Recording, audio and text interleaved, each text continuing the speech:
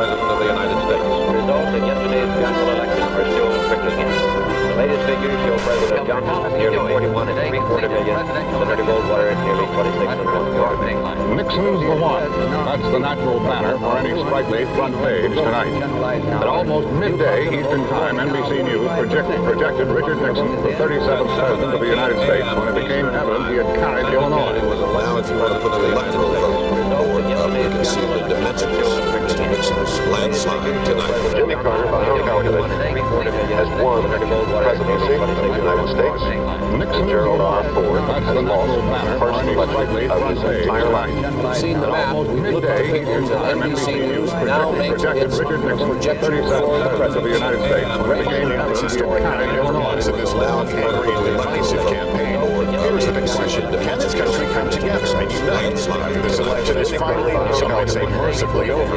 Harry Smith found some encouraging signs today. Nixon, Gerald R. Ford, Polls were crowded tonight, mixed and boosted, and all being traveled. We looked at into NBC News now makes its projection Every election of the United States, when it became evident he had carried Illinois. for some moms and daughters. Hillary Clinton can run for president. Can you do anything? Yeah. The idea that history is electing the first woman president brought hundreds and hundreds of visitors to the grave of suffragist Susan B. Anthony. The people at Mount Hope Cemetery said they'd never seen anything like it. It's so emotional. This is an unbelievable day. Amazing, isn't it? After months of acrimony, we couldn't wait to vote. But what of tomorrow, when the votes are counted? We visited Manchester's Unity Cafe to find out. Yes, Unity Cafe. I'm really hoping that we can get more unified as a country and get behind each other and pretty much go back to basics. We didn't ask anyone who they were voting for or which party they belonged to. We asked about tomorrow. America was kind of founded on people coming to a common consensus to get things done. And that's what I think should happen. I have belief that we as a country can unite and move forward past this election, because it's not just about the election, it's about our future. Elections are an act of civic faith, entrusting our beliefs to a person we think best represents them. And would we even bother to vote if we didn't truly believe in America itself? Harry Smith, NBC News, Manchester, New Hampshire. And that will do it for us on Nightly News on this Tuesday night. A reminder, the first polls close just moments from now. And as you can see, our team is assembled here and our special coverage continues right now.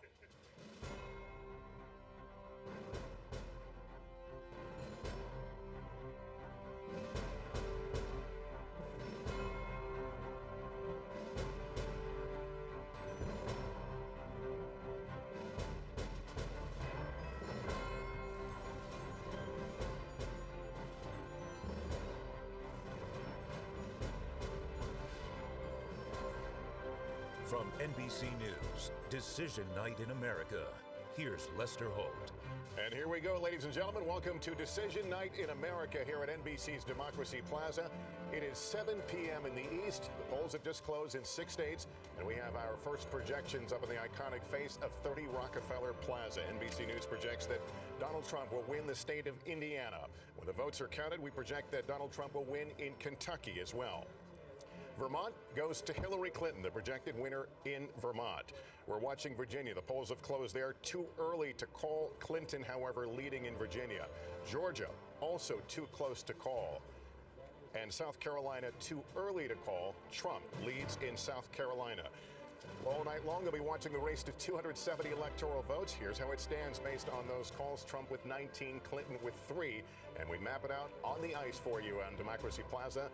That map will fill in with a lot of red and blue before this night is over. But again, 270 is the magic number that will elect our next president. Let's come on inside and we say a big good evening. I'm Lester Holt, alongside our election night team, Savannah Guthrie, Chuck Todd, and Tom Brokaw. Savannah, whatever happens tonight, history is going to be made. I was just thinking about it. We have an unconventional candidate against an unprecedented candidate, and this election has changed so much about our politics. It's upended every assumption you can make. It's redefined what it means to be a Republican or a Democrat in this country, and it will be very exciting to see who turns out tonight, who shows up to vote, what that coalition might look like for a Hillary Clinton or a Donald Trump, and I think we're in for a cliffhanger on the Senate side. Who's going to control the Senate by the end of the day? Chuck set it up for us tonight. Well, I'll tell you, we're going to learn a lot early. I mean, look, we already are learning something right now. I think the quick Indiana call means that Republicans came home. You know, it was 3 weeks ago Before Comey, Indiana was neck and neck. And the fact that we can call it poll close, that is a sign Republicans came home. This is Mike Pence's home state. But look at Virginia and Georgia. And we may be talking about this story, the southeast corner of the United States. Over the last 12 years, we have seen this battleground map change. And now, welcome Georgia to that battleground, joining Florida, Virginia, North Carolina along that Atlantic seaboard. We're going to be spending a lot of time tonight.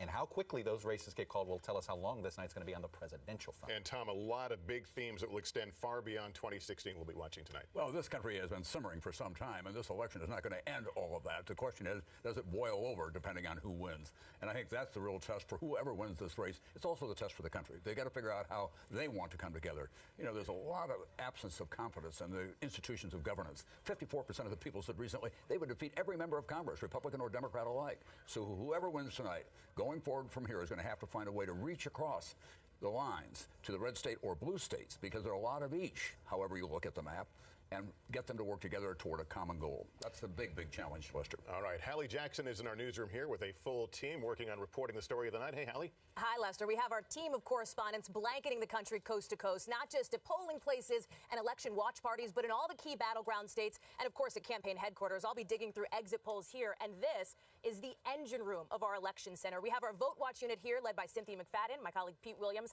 checking for any voting irregularities, any legal implications or issues that might pop up. And this is our political unit with our pollsters diving into all the data. Consider this home base, where we'll be bringing you all of our coverage for the next 7 hours, maybe more. Lester. Okay, Hallie, thanks very much. We're keeping a close eye on Clinton and Trump election headquarters. Manhattan's a pretty small town right there. They're all located just a short distance from each other and us here in Midtown. So let's check in with them now, starting with Andrea Mitchell at Clinton headquarters. Hello, Andrea. Good evening, Lester. This is the night that Hillary Clinton has been waiting for. She is in a Midtown hotel with her husband, of course, former President Clinton, and other close friends and family. But they're hoping this will not be a nail-biter, but we've learned that they have written 2 speeches. They're hoping, of course, that it is a victory speech that she declares and that she is able to finally shatter that glass ceiling. And the convention center here has a glass ceiling, so that is the symbolism of what they're trying to do and hope to accomplish tonight. The real issue is what happens in places like North Carolina. They see North Carolina as the tightest of the battleground states. They say that they're confident, but where they have gone in the last 24 hours tells the story. We were at 1 o'clock this morning at a rally in North Carolina, in Raleigh, North Carolina, and earlier in Pennsylvania. Former Pennsylvania Governor Ed Rendell telling me that that is not a done deal. They can't take Pennsylvania even for granted. So therefore, that big extravaganza with both Obamas and Clintons in front of the Independence Hall in Philadelphia last night, and earlier in the day, she went to Pittsburgh. So that tells the story about just how nervous they are. They don't want to leave anything on the table, and they, again, are hoping that she can finally achieve the goal that she has sought so hard for 18 months and, in fact, for decades earlier. Andrea Mitchell at the Clinton headquarters tonight in Manhattan. Katie Tur at the Trump headquarters also here in New York. Hello, Katie. Hey there, Lester. Donald Trump is watching the returns come in at Trump Tower. He's surrounded by his family and his close aides. The campaign says that they are confident. They're already touting a record turnout from what they call white Republican counties in New Hampshire and in Michigan. But I spoke to a couple of New Hampshire sources who tell me they are not as confident as the Donald Trump campaign. They describe that state as tense, close, and sickening. I spoke to multiple sources today, both inside and outside the campaign, and absolutely everybody believes that this is going to be a tight race. They are focusing on 4 states, their core 4, as Kellyanne Conway puts it. That's Ohio, Florida, Iowa, and North Carolina. From there, they're going to look to Michigan, a blue state that they hope to turn red and get Donald Trump the presidency. But this is a campaign, Lester, that has conceded from the beginning that they are the underdogs. The infrastructure, the money, the electoral map was never in their favor. Katie Tur. Katie, thanks very much. Let's talk now about some of those results we ticked off at the top of the hour. I'm particularly interested in Georgia, Chuck. Too close to call. Georgia is considered a deep red state. Well, it has been, and there was even the Clinton campaign talked about investing in it, and they said, well, you know what, we need to put more, it takes more time to make Georgia competitive. Barack Obama flirted with it both in 8 and 12. Now it looks like it's firmly in the battleground. I've talked to Republicans. They were surprised, and this last weekend, they were surprised the Clinton campaign didn't make more of a play for Georgia earlier, almost the same way the Democrats have talked about Michigan, like, oh, Trump finally discovered that Michigan is a problem for the Democratic side. But here's what I'm going to keep an eye on. It's outside of Atlanta, Cobb County. This is among the wealthier suburbs of Atlanta. Cobb is a county that Romney won by double digits. This college education split in this electorate. If she carries Georgia, we'll see the evidence in Cobb. She doesn't have to carry Cobb, but it has to become a swing county for her to win Georgia. We'll find out. It's been fascinating watching over the last couple of days where these campaigns go, what they're worried about, or what the other side makes them think they should be worried about. I'm thinking of the to-do list that's got so many things left off of it. Oh, absolutely. I mean, you're going to hear Chuck talk about these suburbs all night long because that ultimately might be one of the stories that emerges here. Whether or not Hillary Clinton can pull more of those married white women that might have traditionally voted Republican into her corner, if she can, that's potentially a factor that could be decisive. And they've all kind of, once again, gone to the same battlegrounds, and yet we're starting to see the glimmers of new demographic battlegrounds, as I just mentioned, and also new geographic battlegrounds. Chuck talked about Georgia. Arizona got a late visit from Hillary Clinton. Arizona hasn't voted for a Democrat since 1996 when Bill Clinton ran for re-election. So I think we're going to see a lot of that kind of conventional thinking about politics and the map potentially upended tonight. Tom? Well, what you see tonight and what Chuck was just talking about is the transformation of the American political map. This country is changing at warp speed. Look at the Hispanic vote. It's an enormously important vote now. Republicans have rejected the Hispanics going back to Pete Wilson when he was governor of California, ran hard against migrants in California. And a lot of Republicans said, we lost a constituency that belonged to us. These are family-oriented people. They're very faithful. They work hard. And we've given them to the Democrats by our attacks on them. Then you look at women now taking a more prominent place in politics, not just in the Congress of the United States. The number of governors around the country, the number of women who are the heads of major corporations, big bankers. More than half the law school classes now are filled with women. There's one of them. And doctors as well. So that is a changing map that is going on out there. And these two candidates have been running behind the curve, in my judgment, and not reaching out to figure out how they're going to get ahead of the constituency that is out there looking for somebody who can deliver to them the future that they know that they could have. All right, Chuck, walk me through the states that really could determine this thing tonight. Yeah, I think we know. We've talked about Florida, but I kind of want to build on this larger point here because we know that I think, and just in this respect, if Clinton wins this election, she's going to win it because of this Southeast corridor. And if Donald Trump wins this election, it's going to be because he overperforms in that. I mean, that's what's going on here, is that we've seen the growth states, diverse states, these southeastern states are becoming more diverse.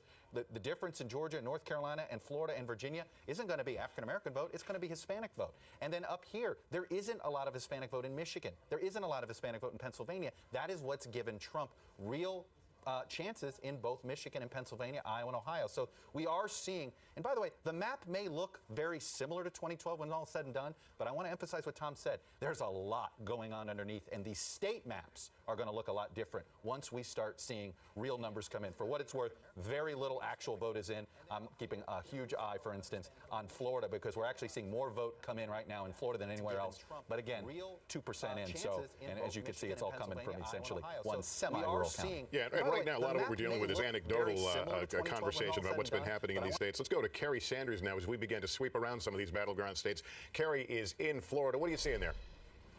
Well, the polls closed at 7 o'clock where I am. Inside, there's about a half dozen voters still inside. About a minute before they closed the polls, they made an announcement. 2 people literally sprinted inside. The reason they're still inside voting is, well, it's the presidential election that everybody's watching. Of course, the vote itself, the ballot is rather long, so it can take up to 20, 30 minutes for some people to actually vote here. Remember, Florida has 2 time zones. So while the polls have closed here, as you go out to the Panhandle, the polls are still open for, well, till 7 o'clock that time, and then people can continue to vote as long as they've been in line.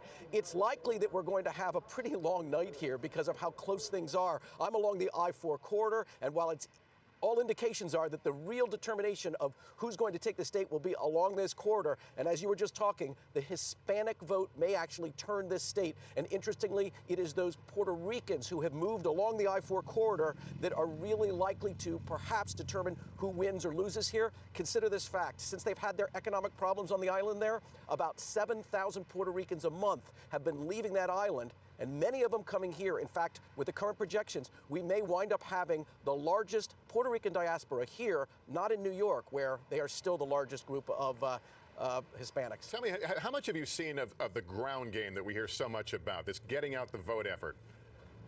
Well, the ground game on the Democratic side has been much stronger than on the Republican side. Hillary Clinton's teams have actually gone door to door and had people in cars bringing voters out to the polls, where on the Republican side, it's been a little bit more of people being self-motivated to come out. And I think it'll be very interesting because Donald Trump made it very clear that he thought his supporters would just show up at the polls because he saw such huge crowds, and many of them, of course, showing up in this state. We'll see whether that translates into the votes that he thinks will result. Kerry Sanders, thanks very much. Let's move on up to North Carolina, another part of the country that Chuck was circling for us a minute ago. Rahema Ellis is there. Rahema, tell us what you've seen there throughout the day.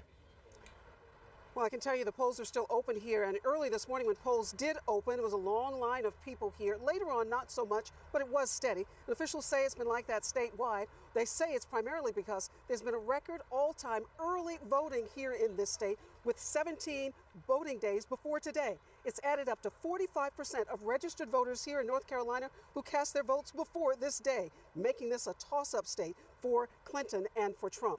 I can tell you what happened when I talked to some folks who came out of there who had voted, the Republican and Clinton voters alike. They said they were happy they had voted, but more than that, they're relieved this is over. Lester? All right, Rahema Ellis for us, and the polls close in North Carolina at 7:30 Eastern, just about 15 minutes away, 15 electoral votes there. Tammy Leitner is at a polling place in Manchester, New Hampshire. We have seen a lot of movement, Tammy, there over the last week or so, and it's a notoriously hard place for pollsters to predict. What are you seeing? You know, Lester, New Hampshire is still a wild card. We've been speaking with voters all afternoon, and I can tell you one thing. This state is divided. Now, keep in mind, this is where Trump got his start. This is where he won his first primary. Also something to keep in mind, 40% of the voters here are undeclared, which is why both candidates have been making such a push here. Trump has been here 9 times. President Obama was here yesterday campaigning for Clinton.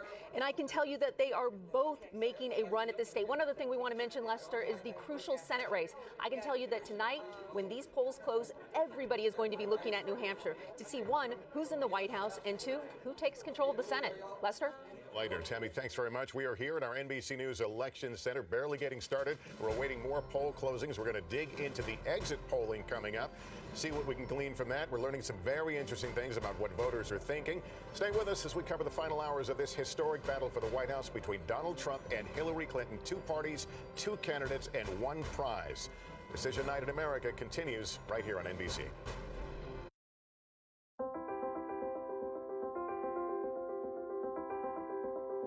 At 7:19 a.m. Eastern Time.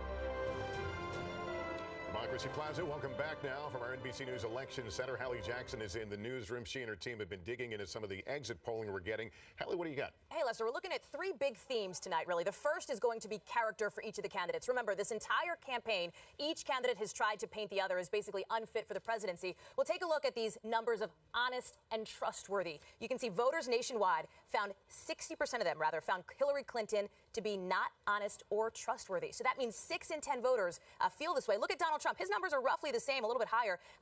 This is still Clinton again, but for Donald Trump, it's 64% of people who feel that way. So what does this mean? It means that there is still a considerable character problem, no matter who ends up in the White House. We also want to talk, and you can see the Trump numbers here behind me. Another theme we're going to be hitting tonight are Hispanic voters. You heard Chuck talking about that earlier this hour, how key the Latino vote will be. Right now, we do see those Hispanic voters breaking for Hillary Clinton. Not so surprising. What we are watching is whether Trump underperforms Mitt Romney back in 2012. Right now, no indication that he is. But remember, it is still early in the evening. These are our early exits, which means we're still waiting on some of those West Coast figures to come in.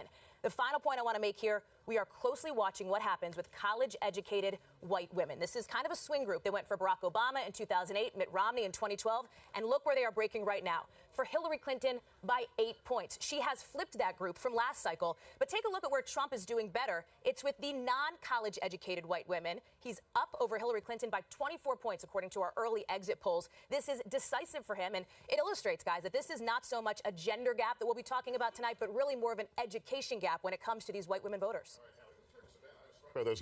Struck by those numbers about honesty, that Trump and Clinton basically reviewed the same by the voters, but she's the one that seemed to be labeled with the truth issue. Well, by the way, Donald Trump has made a meal out of that. I mean, he has called her Crooked Hillary for the better part of the general election. But what's interesting is how remarkably stable these negative ratings are. They haven't gone too much higher or too much lower, but let's be clear, they are astronomically high for both of these candidates. They're the 2 most unpopular presidential candidates in history. They have very high negatives, but in a sense, they're kind of washing each other out. since they both are viewed so unfavorably by so many voters. By the way, even some of their own supporters. But that gap matters. The fact that she's less unpopular than him, our pollsters will say, you are right. But at this point, look at the difference of those negatives. That matters. All right, stay with us. We're just getting started. We're minutes away from poll closings in North Carolina and Ohio. We'll characterize those races for you when those polls close. Decision Night in America continues right here on NBC.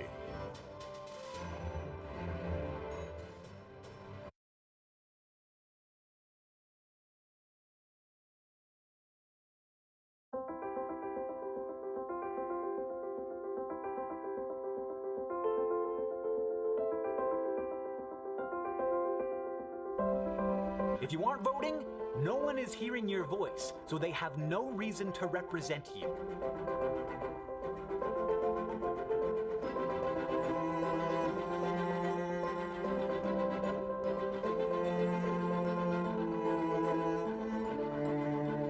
Is to go vote on Election Day for whoever you think is the best candidate.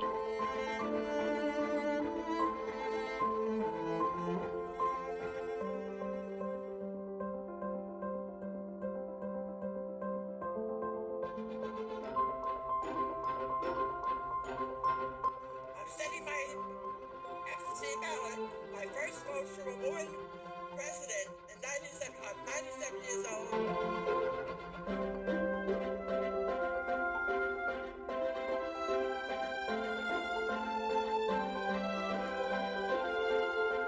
How important it is to vote. Vote. Vote. Vote. Vote. Welcome back. That clock is counting down 7 minutes, 13 seconds to the next set of poll closings, the 7:30 Eastern closings, North Carolina, Ohio, and West Virginia. And I want to go quickly over to Chuck Todd right now. How late do you think North Carolina is going to keep us? Yeah, I think, what are you doing Thursday, Lester? no. Like between the Senate race and the presidential, to keep us up, I think North Carolina is that close. And it is a state with very few swing voters. It is basically evenly divided by its extremes. And that's what makes, it's like the country right now. It's going to make unifying very hard. It's why it is such a polarized state, too. And remember, let's not forget about North Carolina. HB 2, perhaps the last battle of America's culture wars, is taking place tonight in North Carolina. Also, Ohio is going to close here, 6.5 minutes. Historic battleground state. How large does it loom right now? Well, it is interesting here. Hillary Clinton can win the presidency without winning Ohio, and she would be the first Democrat to do it since John Kennedy. No Republican has gotten to the White House without Ohio. It is much more of an important path to 270 for Donald Trump than it is for Hillary Clinton. And this is what we talk about, the idea that she came into this with multiple paths, or thinking she had multiple paths. It does, and it all is because, what I keep telling you, the Atlantic Seaboard has allowed her to essentially lose Ohio, lose Iowa, and still have various paths to 270 because of what's going on in the Atlantic coast. Okay, those polls close about 5.5 minutes. Stay with us. Polls are going to close in more states, including, as we said, North Carolina and Ohio. Our Decision Night in America coverage continues here on NBC.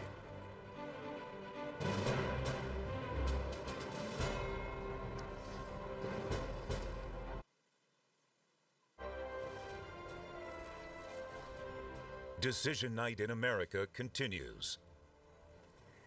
Today conceded the presidential election to President Truman under a New York dateline.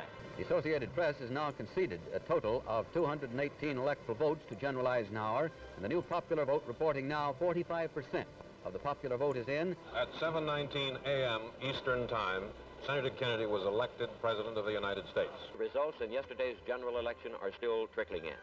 The latest figures show President Johnson nearly 41.75 million, Senator Goldwater nearly 26.25 million. Nixon's the one. That's the natural banner for any sprightly front page tonight. It's been a long day, but a great one, Chanel. Why? Because I'm in North Carolina, my home state. Welcome to Charlotte, and you are actually about to look at some of the last voters here in Charlotte. These people are casting their ballots just minutes before the polls actually close here. But just to kind of show you how things are working down here on the ground, people are coming through that door. They're getting one of these authorization to vote forms. They're getting their I voted sticker. They're coming to this booth. That's where they're signing up. And then they're going to these electronic ballot booths that you're looking at now. That's where they're actually casting their vote. Now, to give you a sense of things, we are in Mecklenburg County, which is the largest county in the entire entire state, and it's typically a blueberry and a vat of tomato sauce. It tends to lean Democratic, but what's interesting about this particular precinct is that it tends to mirror exactly what happens throughout the state. So, for example, in 2012, 48% of the people who walked in this station and cast their ballots, they voted for President Barack Obama, whereas 50% voted for Mitt Romney, and that's exactly what happened in the state when Mitt Romney won by less than a margin of 2%. So this time around, the voters are saying, we know that our vote counts. They said that, I can't believe just how much attention North Carolina has gotten. But Chanel, something that's been interesting as I've been traveling back and forth talking to voters, and especially this weekend, is that those early voters, at first, they were kind of reticent to tell us about who they were voting for. But today, people were loud and they were proud. They said, I'm voting for Hillary Clinton or I'm voting for Donald Trump. But all of those people agreed that early voting was probably a good idea. It seems like they learned their lesson from 2012 when lines were outside the building up to 2 hours. And now there's not really much of a line, and we are just minutes before the polls close, Chanel. Really quickly, Morgan, there's been so much attention paid to North Carolina. How would you describe the mood? So many people were afraid that there would be fear or anger. It doesn't seem like it's that way. I have to be honest, there have been a couple of moments just kind of even watching today. There wasn't so much fear and anger initially. There were some people who were saying, look, there have been, challenges of election fraud and claims of voter intimidation, and they said they were worried about that earlier. But actually things were pretty peaceful at the polls and even here at this polling station. But outside when we were waiting, we saw some of those voters who were actually waiting in line, and they were kind of butting heads around things. So it's definitely a tense moment, and people are excited to see who the winner's going to be. All right, Morgan Radford there in North Carolina. We will certainly check in with you again before this night is over. Thank you, Morgan. Let's bring in Jennifer Lawless now. She is a professor at American University. Let's just dig right in. Your take with what Morgan is seeing there. Well, this is a state that's going to tell us a lot. Once we know how Thì đây sẽ là bang cho chúng ta biết rất nhiều thứ liên quan tới cuộc bầu cử này. Nếu mà Hillary thắng cái bang này á, thì coi như là kết thúc sẽ rất sớm. They are, and in terms of African American voters, Latino voters, and also female voters, this is where Hillary Clinton really needs to shore up quite a bit of support and ensure that she's getting high levels of turnout.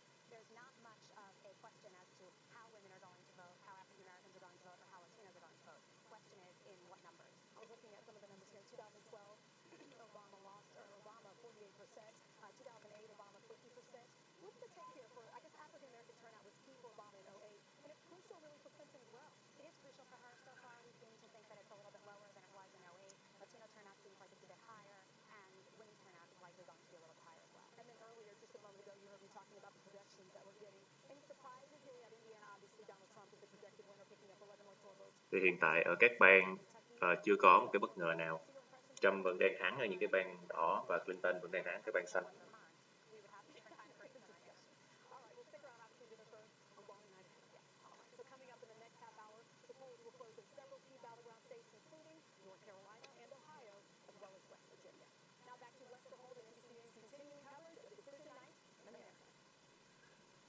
Ta sẽ tiếp tục vào các bang tiếp theo.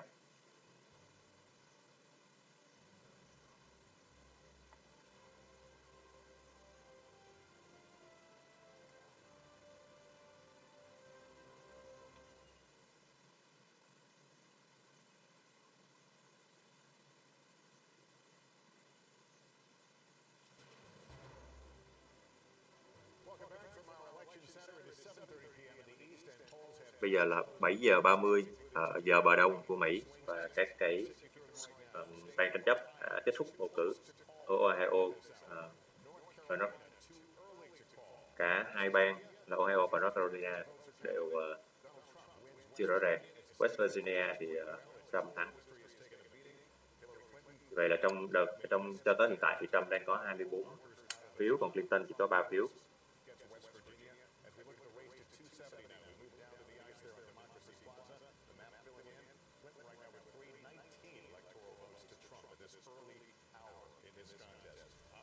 Con số lúc nãy là con số dự đoán trước khi mà kiểm phiếu thực sự, nhưng mà đó cũng gần như con số chính xác.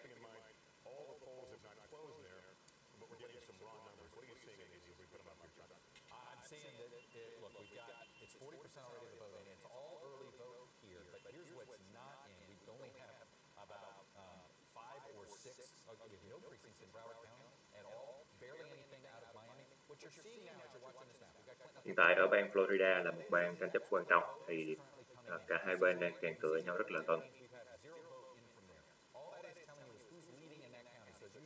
Cái vùng mà màu trắng á, là những cái thành phố, những cái hạt mà một là chưa có bầu và hai là nó chưa có kết quả rõ ràng.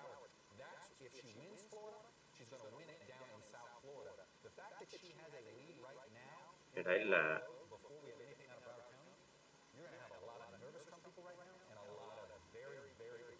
rất là xích sao, tuy nhiên thì Clinton vẫn đang có một cái lợi thế ở đây.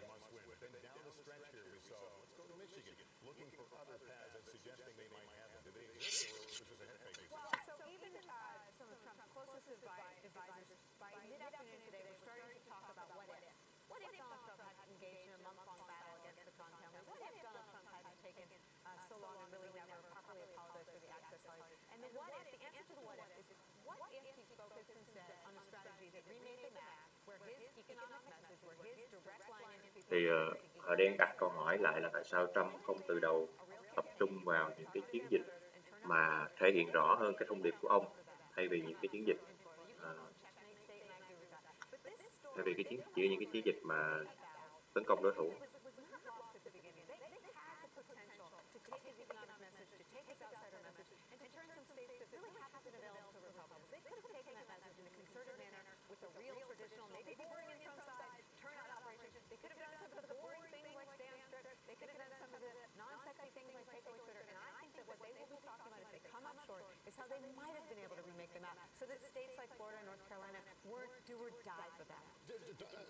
Thì cái vấn đề là hiện tại thì Trump đang bị dẫn trước và họ đang đặt vấn đề là nếu như mà Trump dừng những cái trò bớt những cái trò cảm xúc lại và tập trung hơn vào những cái việc lý trí hơn, cái chiến dịch nó thực dụng hơn, thì có lẽ bây giờ nó đã khác.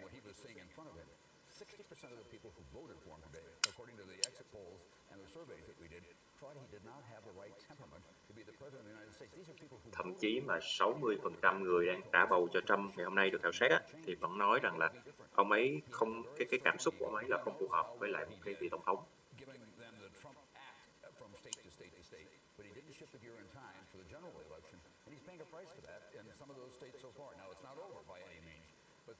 Thì Trump đã rất là cố gắng đi đến từng bang để mà vận động, nhưng mà ông ấy lại hơi xem nhẹ cái thông điệp toàn quốc của mình.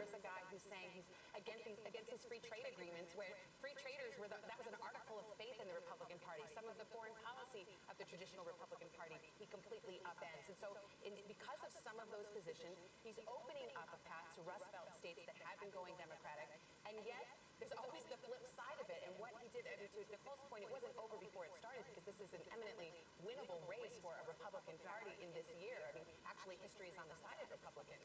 On the other hand, when he had his very first announcement speech, disparaged Mexicans and kind of put those battle lines down, if we see in Florida that the Hispanic vote goes up, and that ends up being decisive. Và sẽ thấy là thực tế cái chiến dịch của Trump lúc ban đầu á, thì rất là được người dân Mỹ ủng hộ. Tuy nhiên thì sau đó những cái phát ngôn của ông, nhất là khi mà ông lần đầu tiên có những cái lời lẽ đụng chạm tới cái nhóm người Mexico á, thì bây giờ cái cuộc chiến nó phức tạp hơn, bởi vì có nhiều nhóm chống lại ông hơn. Giờ tôi sẽ đến Pennsylvania, là một trong những cái bang trở lại Florida. Xin lỗi, đây là Pennsylvania.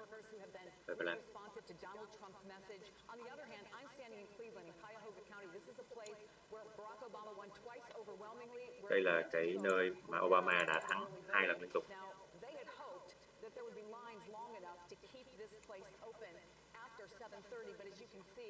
Ohio. Thì nơi đây đã kết thúc cái cuộc bầu cử rồi.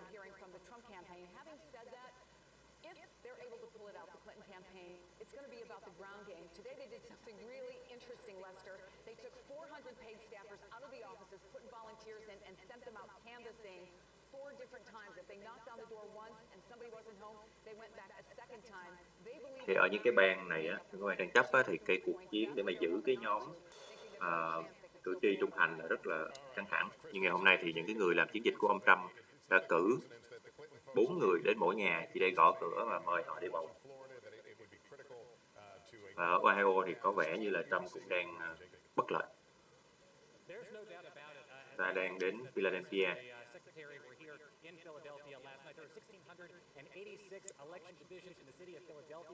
Có đến 686 điểm bầu ở cái phố này.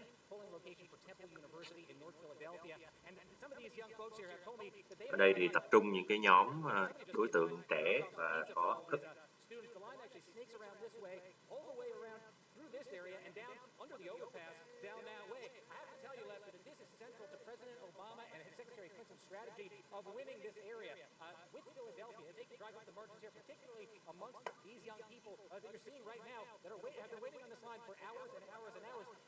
Có rất nhiều người đã chờ đợi rất là lâu, vẫn thấy có rất đông người chờ đợi để mà được bầu.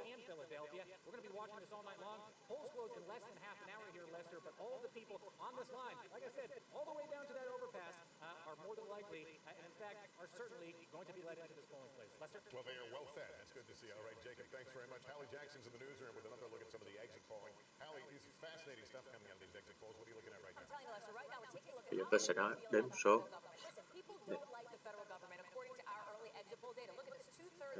Đây là cái bầu cử về chính phủ, cái thái độ của người dân về chính phủ. Chúng ta có đến 22% là rất tức giận về cái chính phủ của họ, 22%.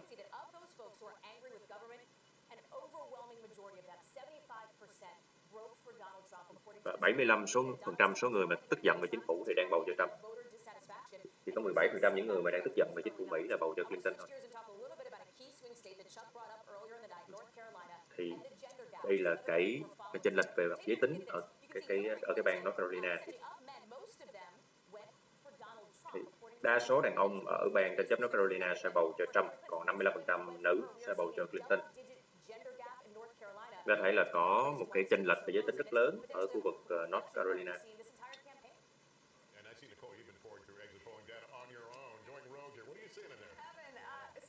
Savannah and Matt were kind enough to let me follow the mom vote this cycle. And a year ago, I sent a note saying, do you want to look at one group and determine whether a Republican can win back the White House? Watch the mom vote. Because the last time it was done, it was George W. Bush. Và thấy là cái vai trò của cử tri nữ ở bầu cử Mỹ là rất quan trọng. Trong cái câu là nếu mà bạn muốn biết ai thắng tổng thống thì cứ hỏi là mẹ bạn bầu cho ai, bạn có thể sẽ biết. Và chính vì điều này thì có thể thấy là Trump đang gặp khá nhiều bất lợi, bởi vì chúng ta cũng biết là ông ấy không được lòng cái cử tri nữ lắm. Bây giờ chúng ta nói ở Virginia, này, ở một cái hạt là nào thì Clinton đang thắng 50%, Trump thắng 29%. Đây là một cái bang khá là giàu và khá là có học thức. Dân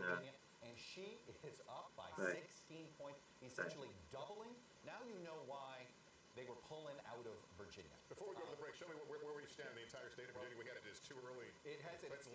It's still too early. We have not a ton of vote in here. Let me. Đây là một cái bang. Here we go, and let's show you here. Here it is. Virginia là ở bờ đông. Đây là cái khu của Cộng hòa, người ta thấy Trump thắng. Tuy nhiên là cái chênh lệch nó không lớn như là lúc này. Và những cái khu vực mà ủng hộ về Cộng hòa lớn nhất thì nó vẫn ủng hộ dân chủ lớn nhất thì vẫn chưa có bầu vào lúc này, chưa có kết quả vào lúc này. Bill Clinton's campaign to win the White House, James Carville will join us. Decision Night in America continues right here on NBC. Decision Night in America is sponsored by Amazon Echo.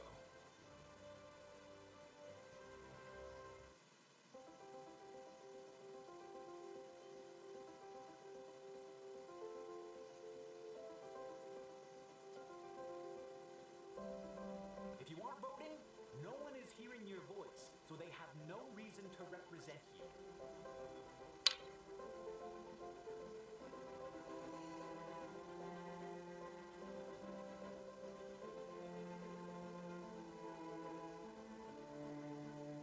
To go vote on Election Day for whoever you think is the best candidate.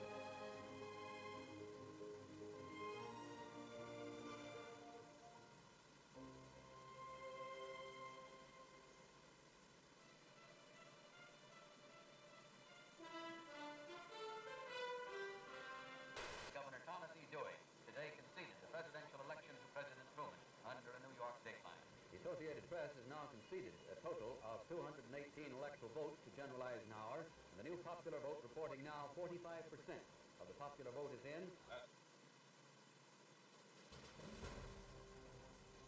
Welcome back. Democracy Plaza here on this election night, decision night in America. Just to keep in mind, we're about 15 minutes away from 8 o'clock Eastern, and we'll see a slew of poll closing, 16 states plus the District of Columbia. We're back now from our election center, and joining our panel is a guy who knows what it's like to help the Clinton win the White House, James Carville. Hey, James. All right, yeah, we're a little nervous tonight, but Well, read into me. Where are the Clinton nerves right now? Giờ tôi sẽ trở lại để bàn kỹ hơn về bà Clinton. turnout in Broward, Fort Lauderdale, and Dade, Miami, city of Philadelphia are all eye-popping. Now, what I don't know is what the turnout is in Trump areas, but I do know the turnout in the Clinton area. Johnson County, Iowa, Iowa City is just like off the charts. Boulder, Colorado. Hiện tại thì bên phía bà Clinton thì cũng có rất nhiều cái địa điểm là chưa rõ ràng là có chắc chắn bầu cho bà hay không, thì là bên bà Cộng hòa nó rõ ràng hơn. These numbers are beyond anything like I think Chuck and I, none of us are close to right now. Yeah, a lot of people, it was a Trump gift too. He probably had something to do with it too. James, let me ask you this. It's funny you bring this up. So yes, she's going to, but she ran against somebody who had no ground game, right? Who did nothing. So let me ask you, what would have happened if she had run against somebody with a ground game? Is this Thì cái chuyện mà Trump và Clinton đang xích xoát ở những cái bang tranh chấp là một chuyện rất là kỳ lạ, là tại vì Trump không có cái chiến dịch giữ những cái người ủng hộ ông mạnh. Tức là đang đặt câu hỏi là nếu như mà gặp một cái đối thủ khác mà họ có những cái chiến dịch mạnh thì như thế nào?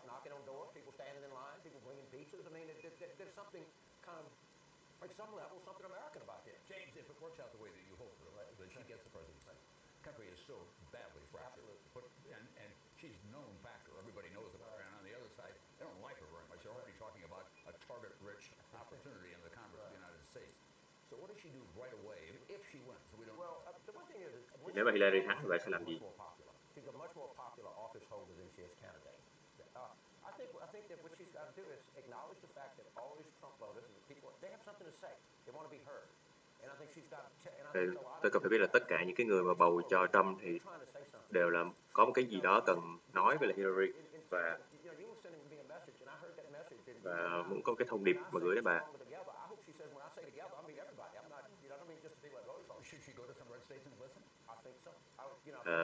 Thì sau khi bầu, nếu mà chiến thắng thì bà Hillary lập tức nên đến những cái bang đỏ và nghe nguyện vọng của người dân, những người mà không ủng hộ cho bà. It's not a bad idea, and there are a lot of places that she can go, but I do think that there are a lot of Democrats that are like, these are our people. To a large extent, this is why a lot of us became Democrats. And, yes, we want to win the election, and we have a great coalition, but, these people are, they're screaming that they want to be heard about something, and I think, my guess is that she gets it. I really believe that. What are your thoughts on the Comey factor? The polls didn't really detect anything, but when you get to this notion of Republicans coming home, there was a 10-day stretch there where all the bad news was pointed in her direction. Và chỉ trong vòng 10 ngày thì có rất nhiều cái tin xấu liên tiếp đến Hillary và mọi người đó là cái tin rất là sốc, không chỉ với người dân mà cả với những cái người theo dõi bầu cử, những cái người mà làm trong ngành. Thì fundraising a lot, and they had started to see some decline before that. You don't know, but it might have motivated a lot of Democrats. You don't know that for sure. I think you're right. I think we have to unpack this after the election. But what it did that is immeasurable is it changed Donald Trump, and you can't tabulate that effect. He became focused. Vâng, và ta thấy là những cái mà chuyện diễn ra Hillary, những cái cơ hội mở ra cũng giúp cho Trump tập trung hơn vào cái chiến dịch của mình. Ông ấy đến những cái bang tranh chấp và thực tế là đã có lúc mà người ta thấy là có cơ hội để cho ông thắng.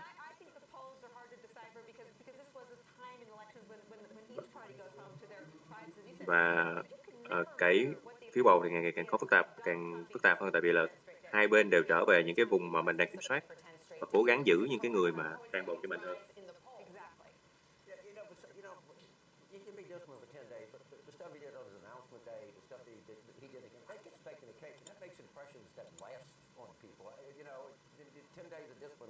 Mười cái ngày cuối cùng là những cái ngày mà các bạn tạo ấn tượng với những người những cái cử tri bầu cử cho mình. Và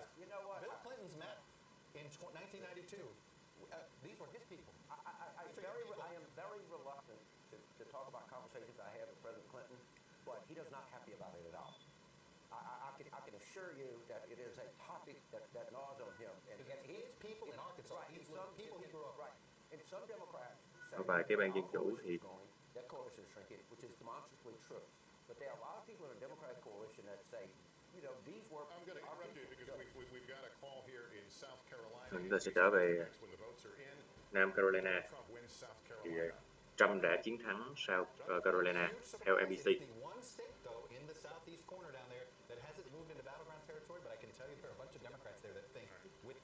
Hiện tại thì Trump đã được dự đoán, được xem là đã chiến thắng ở đây. Như vậy là Trump đang dẫn 33 điểm, và cái Clinton là 3 điểm.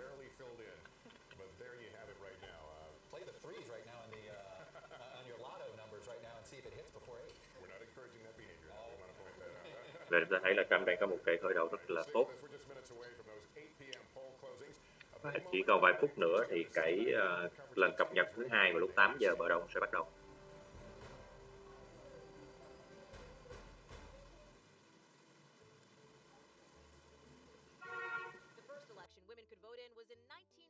When your great-grandmother was drinking Coca-Cola out of a glass bottle and riding around in a souped-up Ford. But it wasn't all fun. For suffragists, the struggle had been building for decades.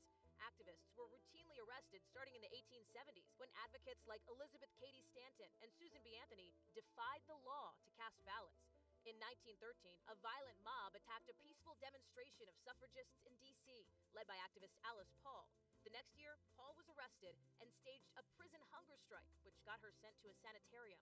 A handful of states had agreed to allow women to vote by the early 1900s, but most adamantly opposed it. So, activists stepped up their game. At the 1916 Democratic National Convention in St. Louis, they staged a dramatic 12-block-long demonstration, dressed in all white, which may explain some of Hillary Clinton's fashion choices.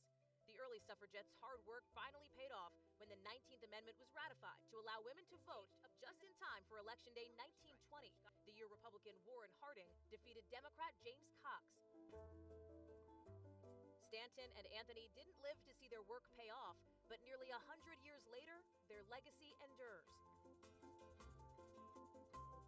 So remember, while the plot is about to thicken. 7.5 minutes until polls close in 16 states plus the District of Columbia. We've got some big ones here. Florida, Pennsylvania on there. This is where my friend. Chỉ còn vài phút nữa thì đợt bầu cử thứ hai của Tán sẽ kết thúc. Và Florida hiện tại thì Clinton đang dẫn điểm, tuy nhiên cái khoảng cách là rất thấp. 71% người đã đi bầu và đây là một cái hạt tranh chấp ở Florida. Và Clinton vẫn đang ăn 10 điểm ở đây. Tới cái county Miami-Dade thì Clinton đang thắng khá đậm ở đây. Như đây thì mới là cái con số sớm, là chưa có chắc chắn được gì.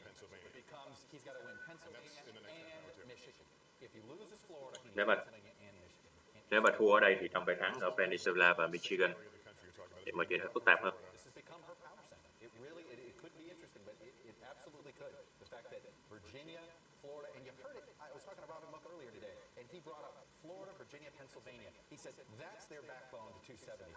Thì Virginia, Florida và Pennsylvania là ba cái xương sống của cuộc bầu cử năm nay. Ai thắng ở ba bang này sẽ rất lợi thế.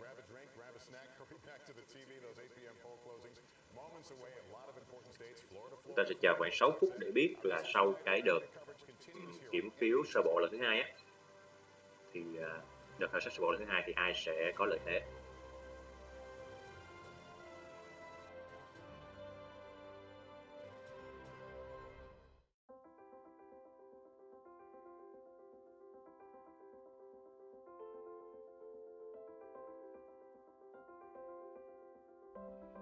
If you aren't voting, no one is hearing your voice, so they have no reason to represent you.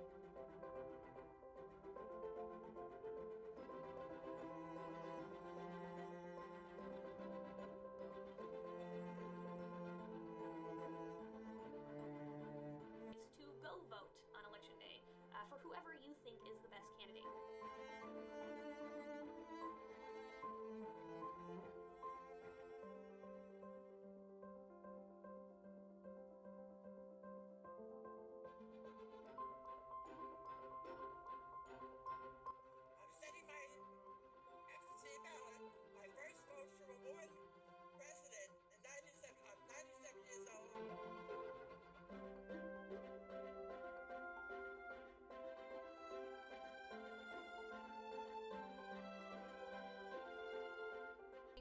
important it is to vote. Vote. Vote. Vote. Vote.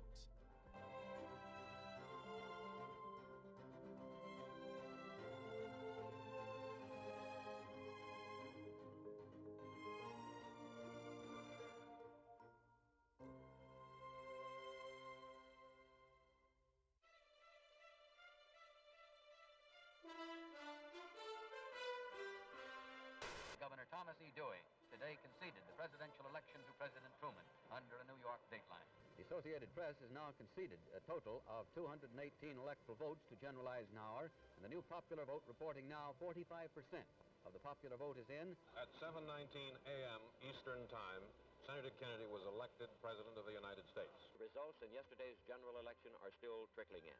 The latest figures show President Johnson nearly 41.75 million, Senator Goldwater nearly 26.25 million. Nixon. Just kind of tuning in, getting home from work. How would you describe what's going on there behind you? We see lots of people there. Any word on what the candidate is doing at this point? Obviously, the interviews are probably done. I guess the work is done. At this point, it's really a rating game.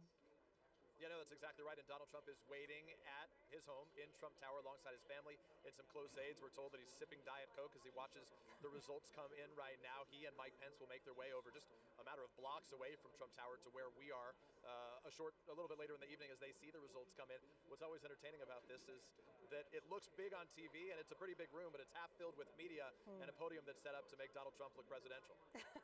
All right, Peter Alexander, now I have this vision of him sipping Coke somewhere. All right, thank you, Peter. All right, well, joining us really quickly from Jennifer Wallace from American University. Let's dig in really quickly. I find this fascinating. You know what? I shouldn't say it's fascinating, but the Trump camp, they're optimistic.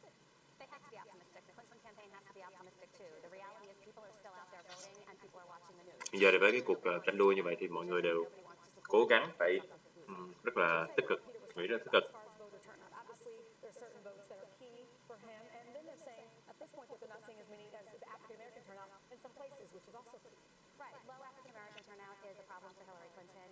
Elevated levels of turnout among white working class men in particular certainly helps Donald Trump. So those will be the key demographics that we watch throughout the night. I thought it was interesting. We've been talking about the fact that it seems as if the Republicans are coming home, if you will. Hillary Clinton's Democratic base, they're coming home. Thì hiện tại cả hai bang đang trở về các cái bang của mình và họ đang vận động lại chính những cái nhóm cử tri mà họ target tới.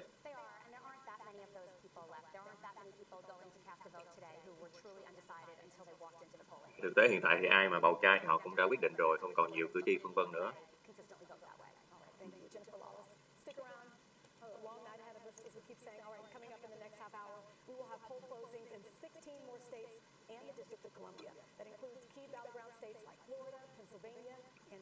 Thì chúng ta sẽ, trong vòng vài phút chúng ta sẽ có kết quả bầu cử ở 16 bang, trong đó có những bang rất quan trọng như là Florida và ở quận Columbia.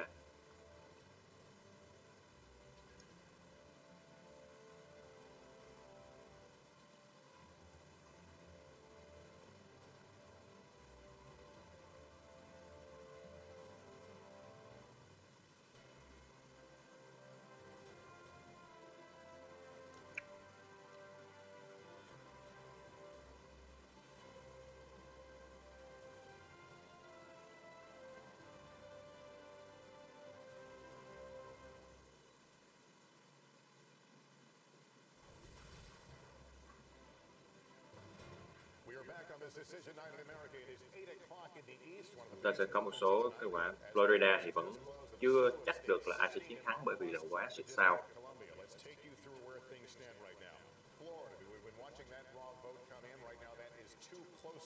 Đây là họ chỉ xích xoát nhau khoảng từ 100.000 view. Ở Pennsylvania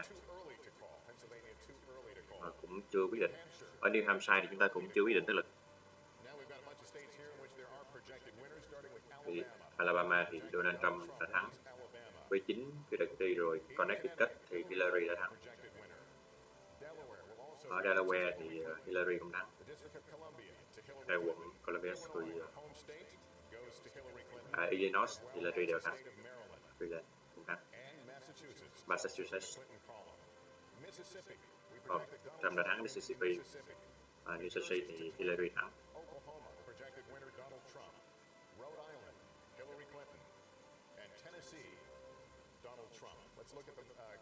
Như vậy thì tổng cộng hiện tại thì Clinton đã vượt lên với 75 phiếu và Trump là 66. to 270. Now, a couple others we want to mention right now. We're Thì watching. ai được 270 phiếu trước sẽ đăng. Actually, we're looking at Missouri up there, but Missouri Maine chưa is có kết quả. but Clinton is Maine leading there, and Mississippi. chưa có kết quả. No, that was Missouri. I'm sorry. My bad there. Missouri was too early. We got that straight, and Trump is leading there. And there's the map now as the colors begin to fill in and on the race to 270. Vậy là ở đợt thứ hai thì bà Clinton đã vượt lên. Yeah, I promised you it was going to be a cliffhanger. Now the Democrats are trying to wrest control of the Senate, and they've got a pickup, meaning they've got one seat now into their corner that they need. They need 4 if Hillary Clinton wins. It's Tammy Duckworth, the congresswoman who is going to be the senator from Illinois. She displaces the incumbent Mark Kirk, widely believed to be probably the most vulnerable incumbent in the Senate. Vậy là ngay cả ở Thượng viện thì chúng ta cũng có cuộc chiến đang nóng lên ngày này. Chúng ta vừa có thêm một thành viên của đảng Dân Chủ. The impartiality of an American judge who had Mexican heritage. He was one of the first, and yet, as we've seen in so many of these Senate races, Tammy Duckworth, the Democrat in that race, really tried to tie Kirk to Trump as much as possible. It's a deep blue state. It's the president's home state, so it's not a big shocker. But if you're keeping score at home, and we hope you are, the Democrats have netted 1. All right, let's bring in now our panel. James Carville remains here with us, and we welcome in our friend Hugh Hewitt, NBC News political analyst and host of the Hugh Hewitt Show on Salem Radio Network. Đây là một chuyên gia phân tích kinh tế, chính trị. I'm very happy that Senator Rob Portman has been reelected. He ran a model campaign, a responsible campaign Điều with là quý stability, but also hard-nosed politics of the sort that James did. Mọi người rất vui vì cái nhân vật vừa được bầu vào trong Thượng viện, bởi vì người này đã có rất nhiều cái chính sách có rất là nhiều lợi ích cho cái cộng đồng của ta. And that would mean 2 new war veterans in the Senate. Senator-elect Duckworth and Senator-elect Todd Young would both be combat veterans, and I think that would be a good You thing. brought that up because we had lost a whole bunch of Vietnam vets. We had sort of a gap with very little military service in the Senate. Jason Kander of Missouri definitely that's right. in it. Tom Cotton was sort of the first one of these to Dan Sullivan. Dan Sullivan, and now we're starting to see that new generation come. And the fact is that this generation, I've been very impressed with, because they come back and they say we want to be involved in public life. They're doing it not just by running for office, but they've got all kinds of foundations going on. They're running off to South America, to Africa. They've got projects going there because of mission-oriented. They were trained so well in the military, and they came back and they wanted to. Thì hiện tại có nhiều bắt đầu cái nhóm cử tri là cựu chiến binh thì đang trở lại và đang rất là cố gắng tham gia vào đời sống chính trị. That they get, you can do in public service in other ways as well, and give them something to shoot for. The millennials are going to be the fastest growing, most educated, most entrepreneurial generation we've ever had in this country. Và chúng ta đang có một cái thế hệ người Mỹ là thông minh nhất, học vấn cao nhất từ trước giờ, và chính vì vậy là các ứng viên cần phải đánh vào cái điều này. Ta sẽ đến Trump Tower.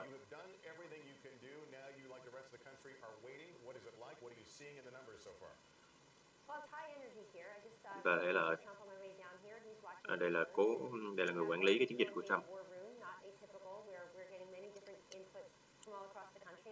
Thì hiện tại thì họ đang nhận được rất nhiều cái phiếu bầu từ rất nhiều cái nhóm người khác nhau ở trên toàn đất nước.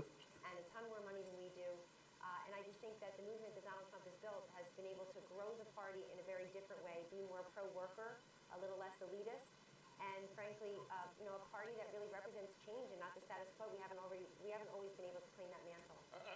Thì họ nói rằng là cái đảng của bà đã đang làm cho đất nước nó thay đổi và nó năng động hơn.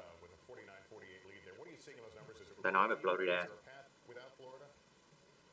We have seen the same thing in our internal polling for weeks, if not months in Florida, Lester, in that we never had Donald Trump or Hillary Clinton at 50% in any of our polls, and we see tonight that's actually happening. And ironically, it's not because the other party candidates were growing their electoral vote. They weren't. Their vote share was actually shrinking in the case of a Jill Steiner, Gary Johnson in those states. It's really just how divided the country and these states are. And Florida is always a very tight, even in the year 2000, it all came down to Florida. When you look back, George W. Bush had been the nominee for a couple of years. They cleared the field for him. He had the entire. Ta thấy là trước giờ quyết định thì chúng ta có là cái chiến dịch của Trump là đang phát triển theo lời bà ấy, và nhiều bang khác thì Hillary, cái lượng người bầu cử cho Hillary đang rơi rớt, và cái chuyện mà Florida rất là xuất sắc nhau là chuyện rất là bình thường, bởi vì nó đều luôn xảy ra trong lịch sử, và họ cũng tin là họ sẽ đuổi kịp được Hillary.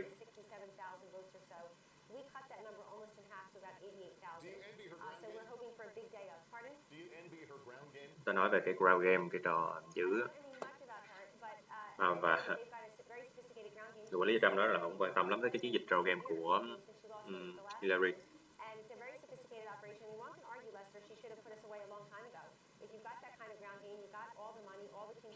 Và bà cũng nói là nếu như bà Hillary cũng có lợi thế nhiều hơn về tiền bạc, về kinh tế và bà ấy nói rằng là Hillary có rất là nhiều lợi thế bởi vì cả về mặt chính trị, cả về mặt hình ảnh.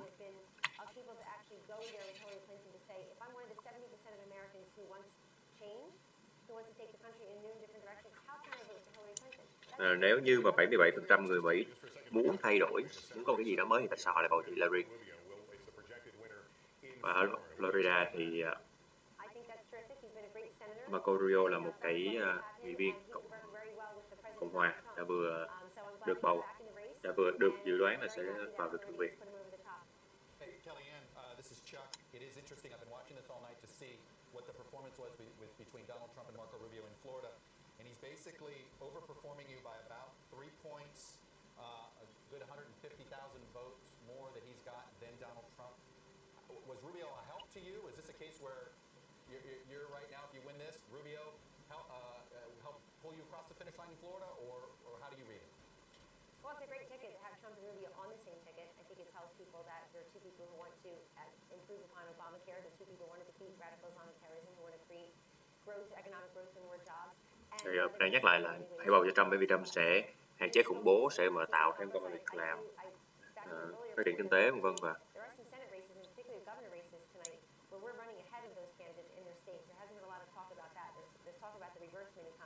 But in the 4 states that have governor's races, in the last polls, we were ahead of those Republican gubernatorial candidates. So we like to think that we're helping some of those as well.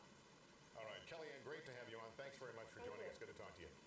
Katie Tur is at Trump headquarters here in New York. Katie, what do you have? Tôi sẽ đến với lại cái trụ sở chính của Trump.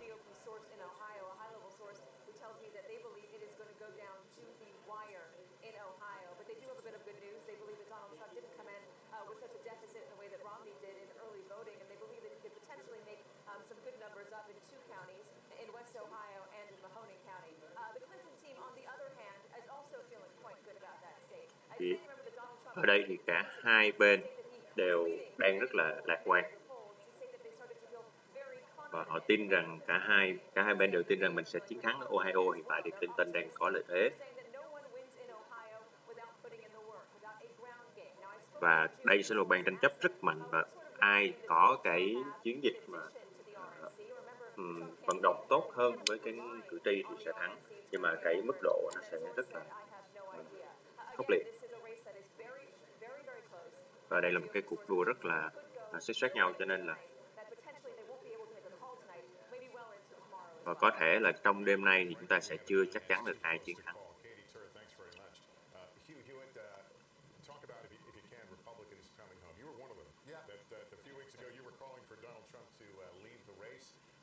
Transpired down well, he didn't. I wanted to withdraw, and I think Mike Pence would have won easily tonight, but he didn't, so I voted for him, and he's run I'm actually kind of amazed to sit here and see Donald Trump racking up states on the electoral. Có thể thấy là cái chuyện mà Trump thắng ở những cái lượt đầu một cái rất là rực rỡ là cái chuyện khá là bất ngờ và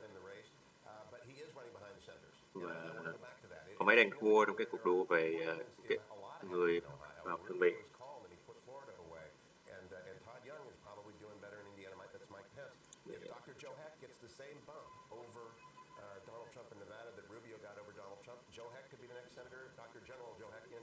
Thì chúng ta đang trong cái giai đoạn này nóng nhất vẫn là cuộc chiến thượng viện, và các nghị viên từ hai đảng cố gắng bước chân vào thượng viện. Còn các cái bang tranh chấp về mặt tổng thống thì phiếu bầu tổng thống thì vẫn chưa có bang nào thực sự rõ ràng.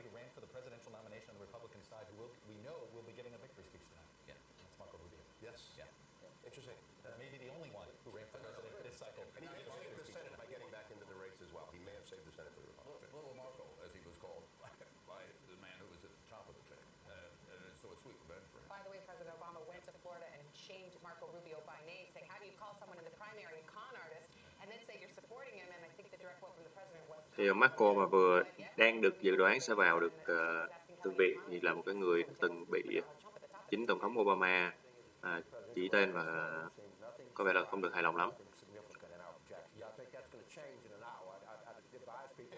Hiện tại thì cả Hai bên ở Florida chỉ cách nhau khoảng 16.000 phiếu.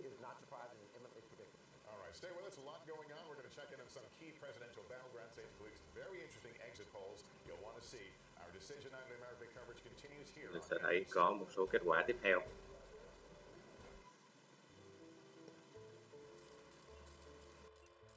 The first election women could vote in was in 1920, when your great-grandmother was drinking Coca-Cola out of a glass bottle and riding around in a souped-up Ford. But it wasn't all fun. For suffragists, the struggle had been building for decades. Activists were routinely arrested starting in the 1870s when advocates like Elizabeth Cady Stanton and Susan B. Anthony defied the law to cast ballots. In 1913, a violent mob attacked a peaceful demonstration of suffragists in D.C., led by activist Alice Paul. The next year, Paul was arrested and staged a prison hunger strike, which got her sent to a sanitarium. A handful of states had agreed to allow women to vote by the early 1900s, but most adamantly opposed it. So, activists stepped up their game. At the 1916 Democratic National Convention in St. Louis, they staged a dramatic 12-block-long demonstration, dressed in all white, which may explain some of Hillary Clinton's fashion choices. The early suffragettes' hard work finally paid off when the 19th Amendment was ratified to allow women to vote just in time for Election Day 1920, the year Republican Warren Harding defeated Democrat James Cox. Stanton and Anthony didn't live to see their work pay off, but nearly 100 years later, their legacy endures. So remember, while a woman's right to vote may seem basic here in the red, white, and blue, when you head to the polls, be sure to thank the women in white.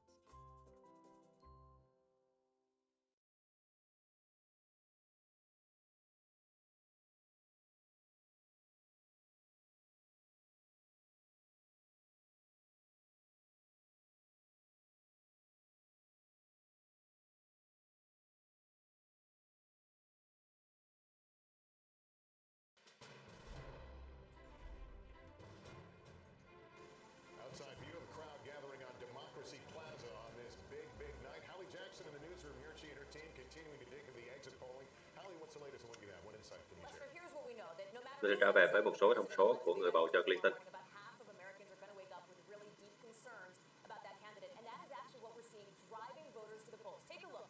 People who voted for Hillary Clinton, 20% of them voted for her because they didn't like Donald Trump. 20% người bầu cho Clinton là bởi vì họ ghét ông Trump.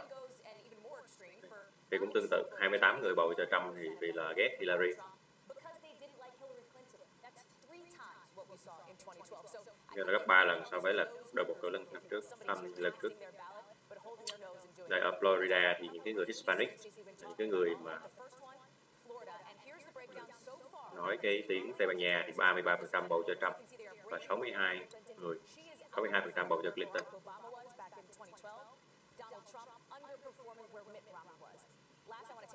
Thì con số này đã giảm rất mạnh cho bang Cộng hòa so với cái thời trước. Ở Ohio, đây là 2012 thì rất nhiều người ở Ohio bầu cho bang Dân Chủ, nhưng mà hiện tại thì ông Trump đã giúp bang Cộng hòa giành lại cái sự yêu thích của bang này. Và hiện tại thì bang Cộng hòa đang thắng 6%. Rất là lạ, là tại vì bang này nó chủ yếu là các cái người lao động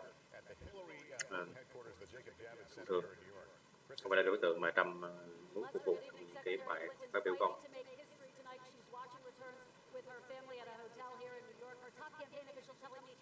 Đến headquarter của Clinton. Và hiện tại thì người của Clinton đang rất là hạnh phúc về cái chiến dịch vận động bầu cử của mình. Họ đã cho người đến gõ cửa 2 triệu cử tri để mà kêu gọi họ đi bầu.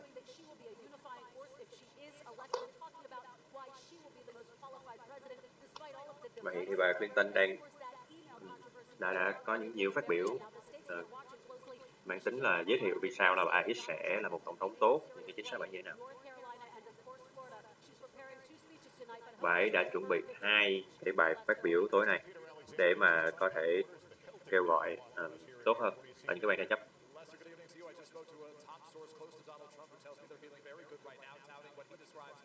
Và Trump headquarter. States like Michigan and New Hampshire right now. This source close to Donald Trump is now predicting victories in states like Ohio, Iowa, North Carolina, New Hampshire, and the 2nd District of Maine. Thì hiện tại là bên Trump đã có một số cái dự đoán những cái bang mà mới thắng, ví dụ Ohio, Iowa hay là Maine.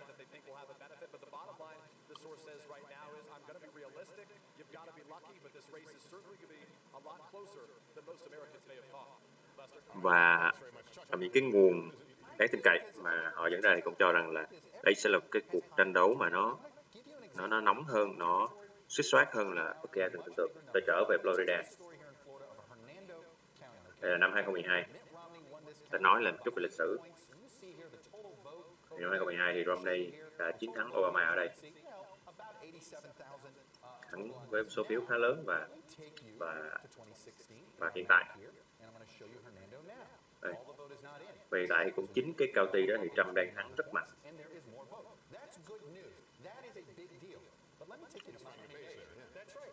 Thì chúng ta sẽ tới Miami.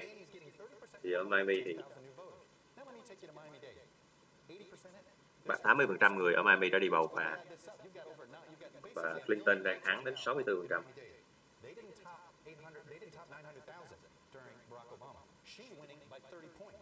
Và đang thắng áp đảo đến 30%. Thì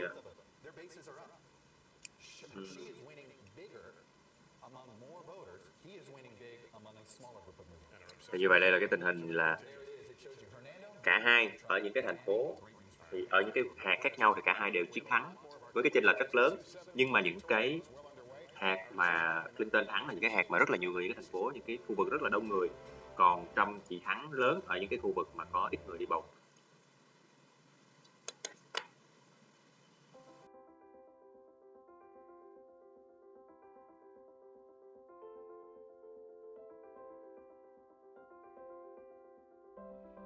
If you aren't voting, no one is hearing your voice, so they have no reason to represent you.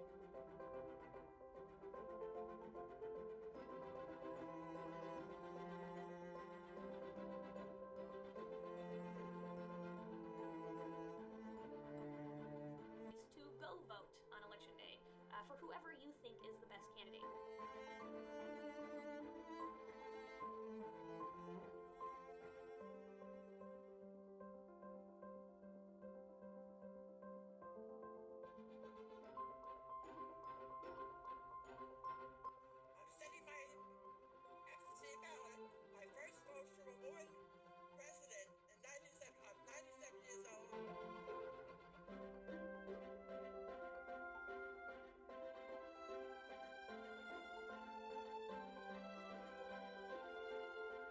How important it is.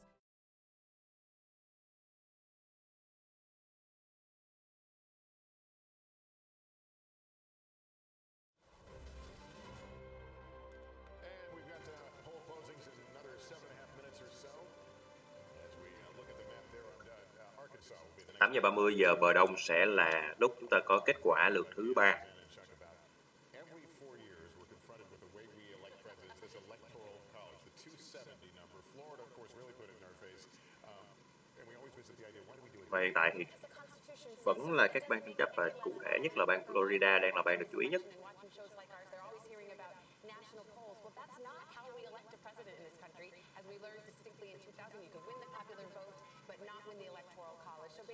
Chuyện mà các bạn thắng được phiếu phổ thông rồi các bạn thua phiếu đại cử tri, vâng, là những cái chuyện đã từng xảy ra trong lịch sử. It is, but I cannot tell you there's a bug in this system. Number one, when you have an even number of electors, you can end in a tie. It is way too easy to end in a tie, and that is ridiculous to create a constitutional crisis under that. Tôi thấy là những cái cuộc bầu cử thì rất có khả năng là nó đi đến kết quả là hòa hoặc là kết quả rất xích sát nhau, thì nó sẽ dẫn đến cái tình trạng khủng hoảng. It's like, well, it's let me, and you're just like, by the time you're explaining, going, what have I done? It is very difficult when it's difficult to explain your own voting system to somebody overseas. Đây là cái hình thức bầu cử Mỹ nó quá phức tạp đi, cho nên là không dễ dàng gì để giải thích cho cả những người ngoài lẫn những người đi bầu, cho nên là đôi khi sẽ có những cái tranh cãi.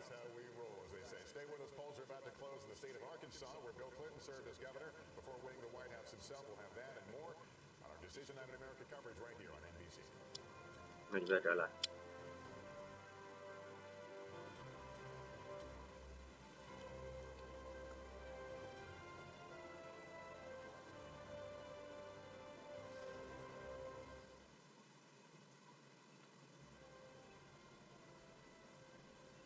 Decision Night in America continues.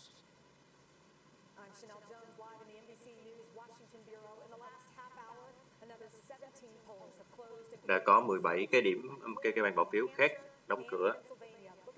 Rồi sẽ có rất nhiều cái ban vận động ở đây. Đây là cái dự đoán của NBC News chứ không phải là kết quả chính thức, là dự đoán chính thức. Dự đoán thôi. Thì theo cái dự đoán này thì Trump sẽ thắng 66 và Clinton sẽ thắng 75 phiếu.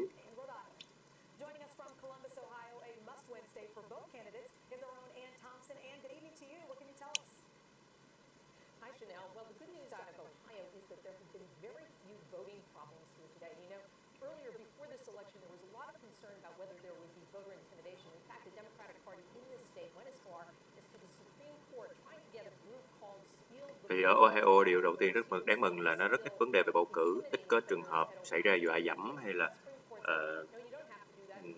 đánh nhau hay là bạo lực gì đó ở khu vực này.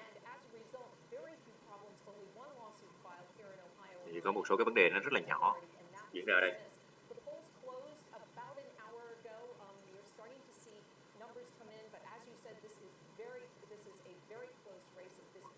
Thì cái bầu cử ở Ohio đã kết thúc 1 giờ trước.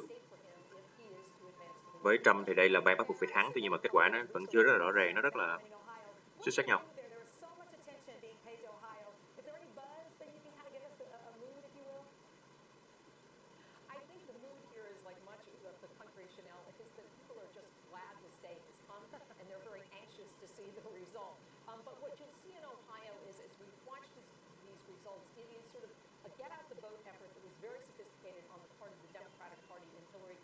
Versus more enthusiasm that Donald Trump was counting on. As one GOP source told me, he really has kind of a cobbled together get out the vote effort here. And there was a split with the state party, so the state party focused on the senatorial race and down ballot and didn't pay a whole lot of attention to the top of the ticket. Chanel? And finally, I don't know if you're able to speak to this, in some of the states around the country, we were seeing these long lines. Thì ở đây thì cái cử tri được chia làm hai cái thái độ rất là rõ ràng. Bên ban Dân Chủ thì cố gắng kêu mọi người đi bầu, còn bên Cộng Hòa thì họ rất là quyết tâm và họ cho rằng là họ rất là quyết tâm để mà giành cái cử tri từ cái phía bên kia. Trong khi đó thì ở cái cấp cao hơn thì đang tập trung nhiều hơn vào cái cuộc đua Thượng viện. Và rõ ràng là người ở Ohio thì đang rất là quan trọng cái quyền đi bầu của họ và họ cũng đang đi bầu một cách rất là hào hứng.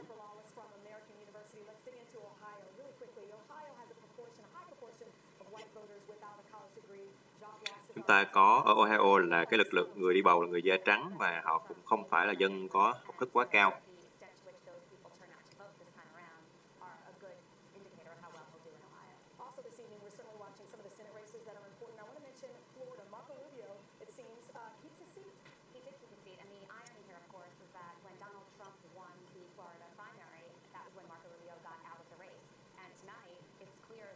Ta vẫn lại tiếp tục nói về cái việc mà Marco đã thắng một cái ghế thượng viện ở Florida.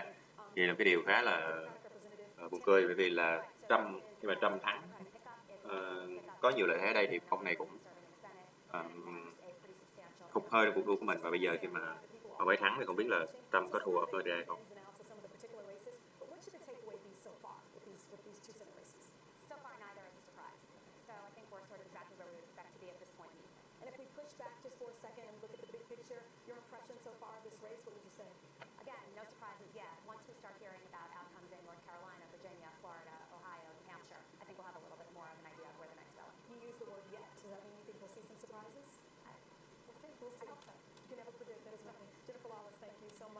Vì ở Florida những cái bang khác và cả cái cuộc đua về thượng viện này, theo các chuyên gia nó không có gì là bất ngờ.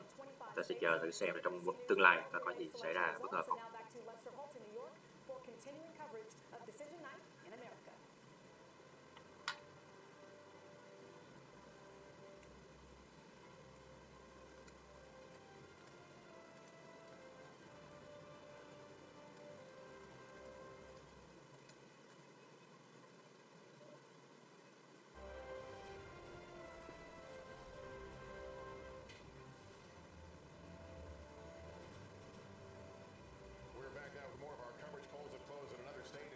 Bây giờ ta trở về thì hiện tại thượng viện đang được control bởi bang Cộng hòa. of the House of Representatives. Now let's quickly take you outside where we've got a call from the state of Arkansas. And as we move up the building, Chúng ta sẽ đến một cái tại thì Trump đã thắng thêm Arkansas. Đây là một trong những cái bang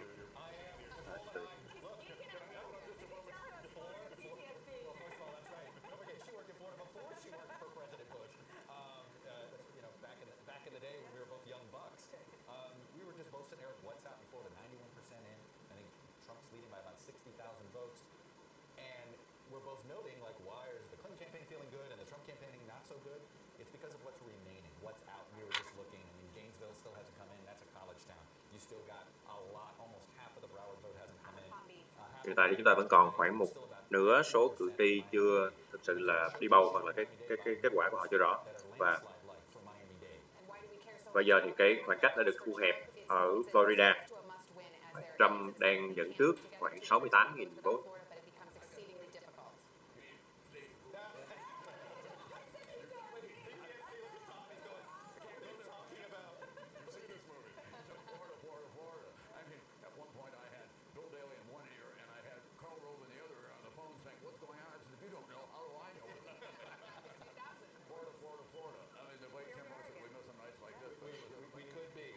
But the bigger story is both bases came out. You know, the fact is everything came out. It just may be she has a bigger base. Có vẻ như đến thời điểm này thì Hillary đang có số phiếu cao hơn là dự đoán. Cái số phiếu mà ta chưa đếm luôn. Mình sẽ trở về New York ở Hillary Clinton headquarters.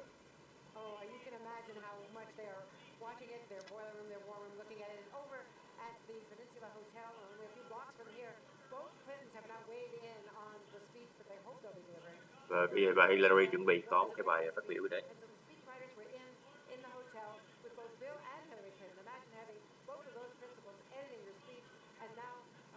Đây là một cái bài phát biểu đã được chuẩn bị rất là kỹ càng, biên tập rất là gắt gao và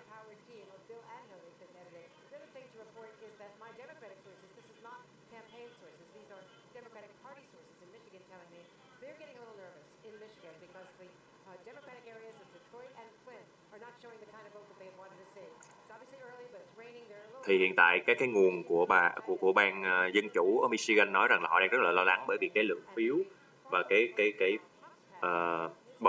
lượng bầu ở bang Michigan là không đúng theo với cái dự đoán của họ.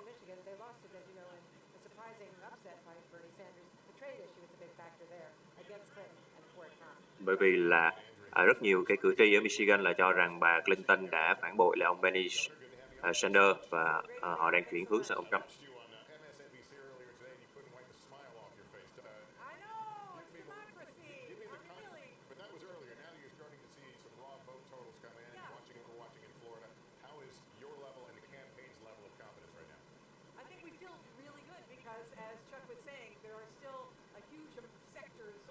Và đến Michigan.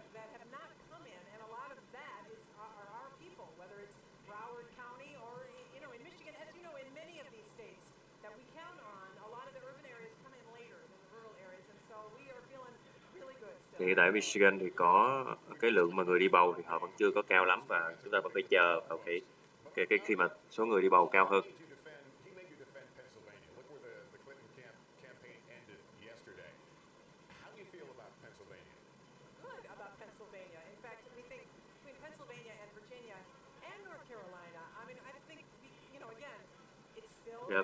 Pennsylvania thì Clinton đang thắng khá to.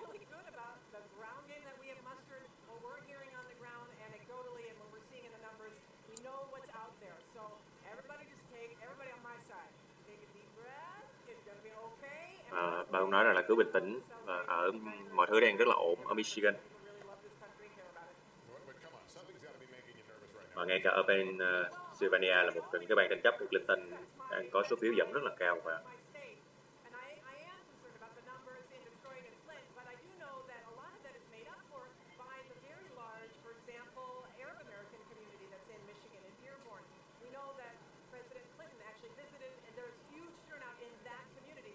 có rất là nhiều cái cộng đồng nhỏ những cái cộng đồng thiểu số ở Pennsylvania đã thay đổi cái thái độ của họ khi mà cựu tổng thống Clinton đến để mà diễn thuyết.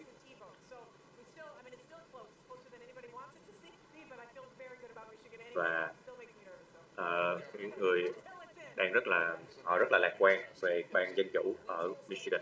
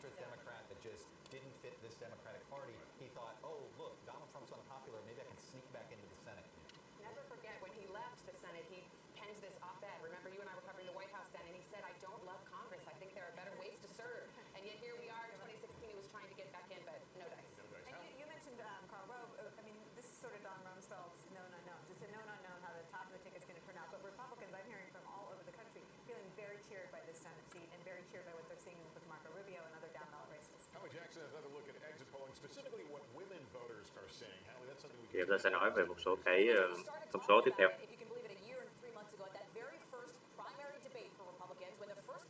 Khi mà cái debate đầu tiên thì câu hỏi đầu tiên cũng được hỏi về phụ nữ, và bây giờ đó là có 51% cử tri nữ rất là băn khoăn về cái thái độ, cái hành động của Trump với phụ nữ. Trong 51% đó thì 82% những cái người mà lo lắng về thái độ của Trump với phụ nữ thì họ sẽ bầu Hillary. Cái này thì không lạ.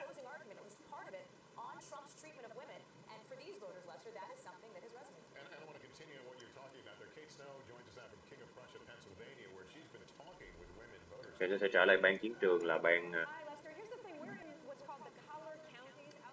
Collar County.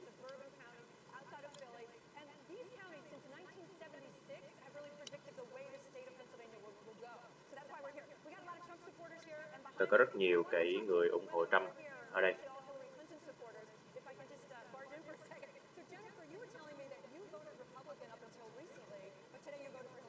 Thì đây là cái nhóm ủng hộ đảng Cộng hòa nhưng bây giờ lại đi bầu cho Hillary.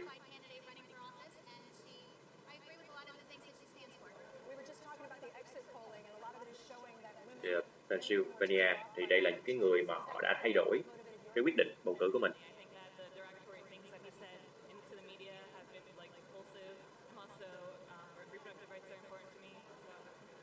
Và người này thì bị thuyết phục bởi những cái lời thuyết trình của bà Hillary.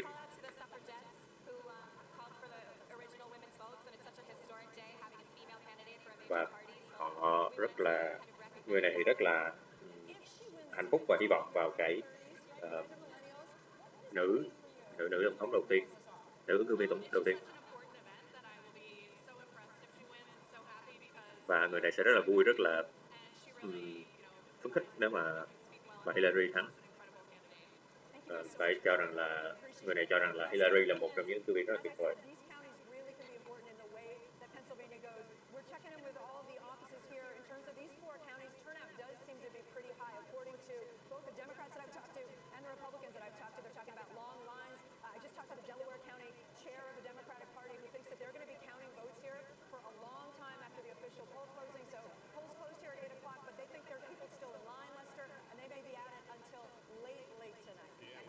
Có lẽ là ở đây thì cái cuộc chiến ở đây sẽ rất là kéo dài. Vì tuy rằng là hiện tại bà Clinton đang thắng khá lớn, Ở đây theo cái thống kê đầu tiên, tuy nhiên thì chưa có điều gì là chắc chắn. Decision Night in America is sponsored by Amazon Echo. Get real-time election results throughout the night by asking your Amazon Echo, Alexa, who's ahead in Iowa or any other state, and be sure to enable the NBC News skill for the latest headlines.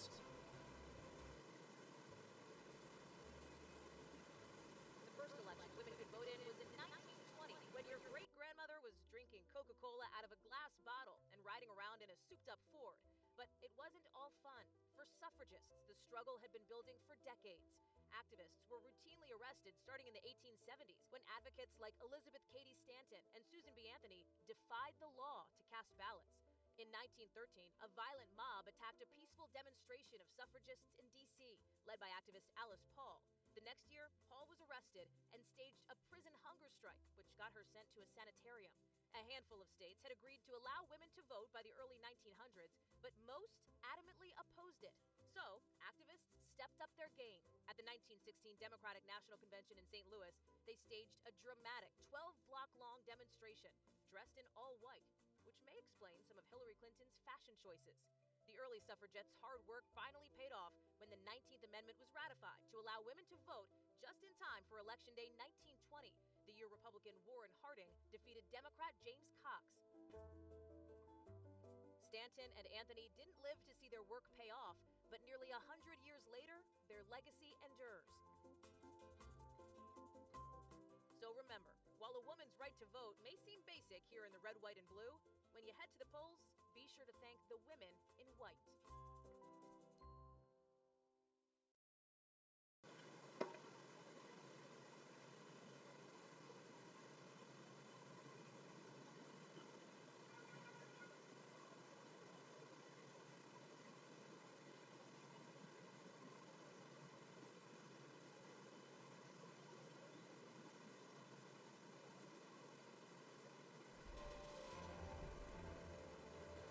As we come back to our election center from a break, you're watching Senator Marco Rubio, who is projected to defeat Republican Patrick Chúng Murphy. ta trở lại với Marco Rubio, người đã thắng cái ghế nghị viện tại Florida.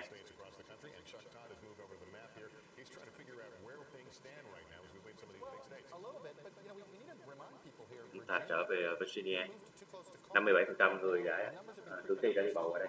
Northern Virginia vote still to go. As you know, as Loudon goes, so goes things. So Hillary Loudon và Clinton vẫn đang thắng ở đây với 55% phiếu bầu. Ở Bedford và Franklin thì Trump đang thắng. this was a question about whether he would do well with some evangelicals, and look here, I mean, the numbers are big for Trump and Trump territory too. This goes to Tất cả các con số hiện tại thì đều đang rất là tốt cho Trump và for Obama, both in 08 and 12. He said everybody's vote totals have been shattered in the state of Florida. We're going to have record turnout in the state of Florida in the red counties and in the blue counties. Now, Florida thì đang rất là phức tạp, còn ở Virginia thì thấy là cái màu đỏ đang chiếm chủ đạo. Màu đỏ là màu trắng. We're all waiting with bated breath for when the polls close in Michigan. As you know, the Clinton folks were rushed in to defend what they thought was a sizable lead. Ở Clinton, những cái người bầu cho Clinton thì đang gấp rút đi bầu. Thì bây giờ lại khu vực này và chúng ta sẽ đến với những cái bang này. Đây là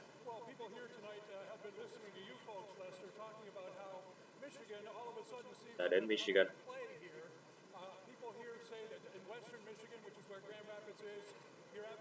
Đây là ở phía tây của Michigan. Ta sẽ có một cái rally đêm nay ở Michigan. Và hiện tại thì từ đầu thì Clinton đang dẫn ở đây, tuy nhiên thì hiện tại Trump đang vươn rất là mạnh mẽ.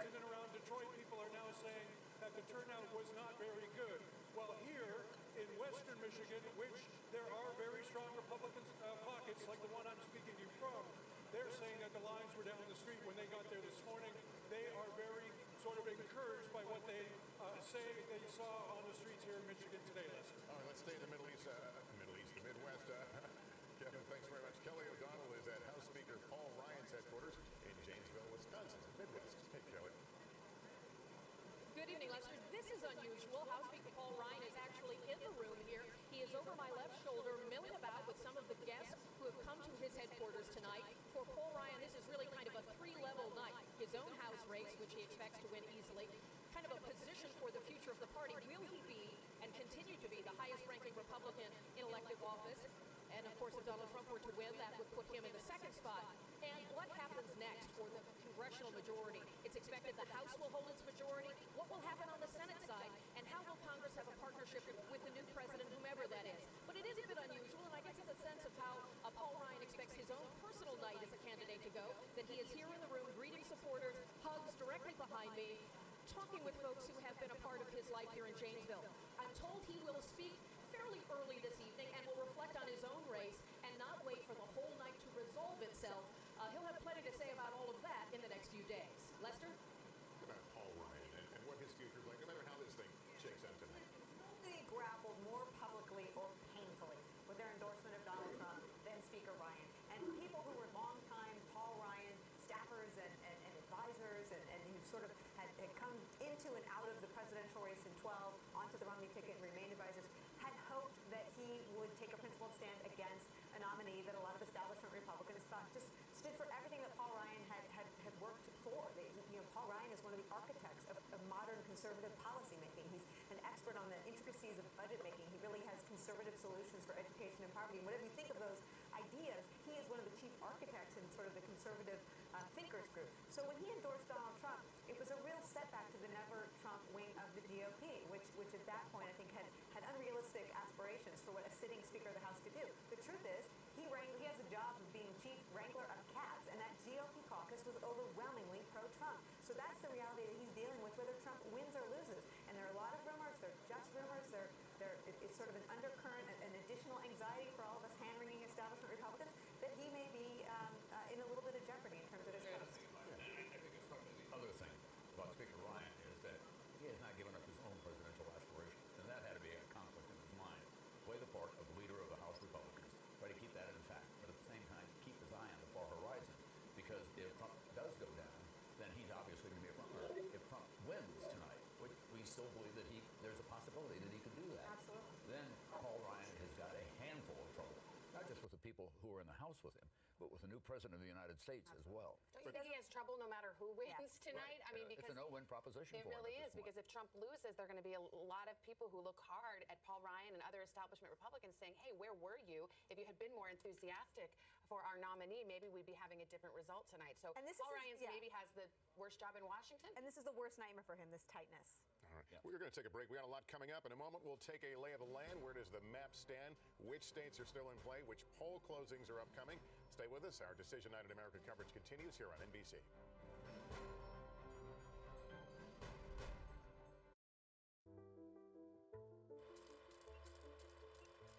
The first election women could vote in was in 1920, when your great-grandmother was drinking Coca-Cola out of a glass bottle and riding around in a souped-up Ford. But it wasn't all fun. For suffragists, the struggle had been building for decades. Activists were routinely arrested starting in the 1870s, when advocates like Elizabeth Cady Stanton and Susan B. Anthony defied the law to cast ballots. In 1913, a violent mob attacked a peaceful demonstration of suffragists in D.C., led by activist Alice Paul. The next year, Paul was arrested and staged a prison hunger strike, which got her sent to a sanitarium. A handful of states had agreed to allow women to vote by the early 1900s, but most adamantly opposed it. So, activists stepped up their game.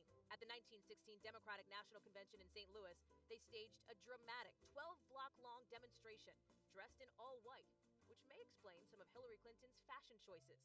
The early suffragettes' hard work finally paid off when the 19th Amendment was ratified to allow women to vote just in time for Election Day 1920, the year Republican Warren Harding defeated Democrat James Cox. Stanton and Anthony didn't live to see their work pay off, but nearly 100 years later, their legacy endures. So remember, while a woman's right to vote may seem basic here in the red, white, and blue, when you head to the polls, be sure to thank the women in white.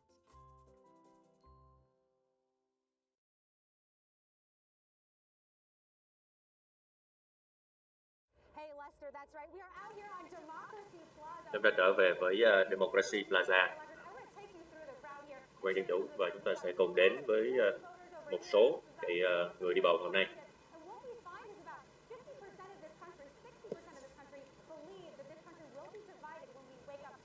60% người được khảo sát thì cho rằng là nước Mỹ sẽ chia rẽ sau khi có kết quả.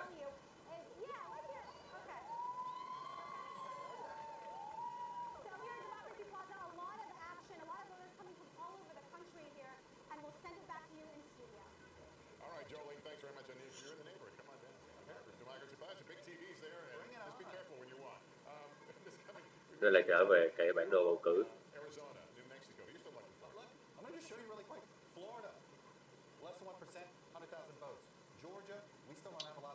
Ở Georgia thì North Carolina, Clinton đang dẫn. Ở Virginia thì quá gần, nhưng hiện tại thì Trump đang dẫn. Những thấy cái con số không phải thì 62% người cử tri mới đi bầu thôi, nên còn 30 mấy % nữa. Những con số ở trên này thì vẫn chỉ là con số dự đoán.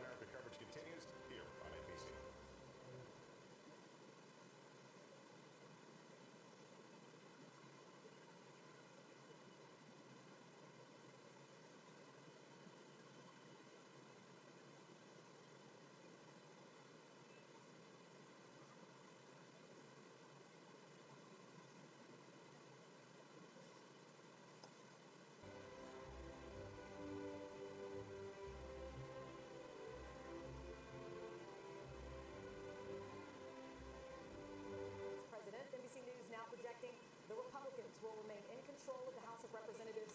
A big relief, of course, for Speaker Paul Ryan. Joining us now from Hillary Clinton's headquarters in New York City is Kristen Welker. Tôi sẽ trở về New York City. What's going on right now?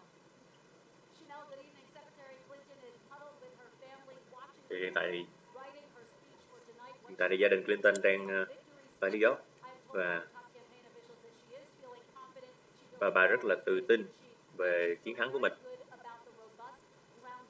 Và bà ấy rất là hạnh phúc về cái chiến dịch ground game rất là thành công của mình.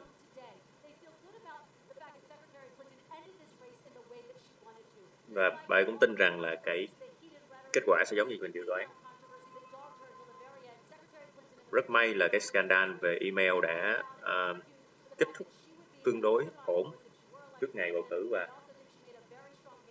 và rất là nhiều người cho rằng là Hillary đã có một cái khởi đầu tốt cũng như là đã có một rất là xứng đáng để làm tổng thống. 30.000 người đang tham gia cái buổi rally này.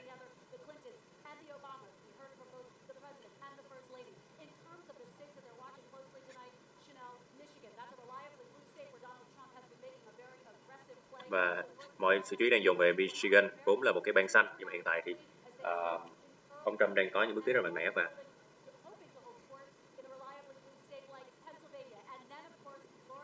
và họ cũng rất mong là mình sẽ giữ được cái lợi thế ở những cái bang như là Pennsylvania hay là tất nhiên là Florida.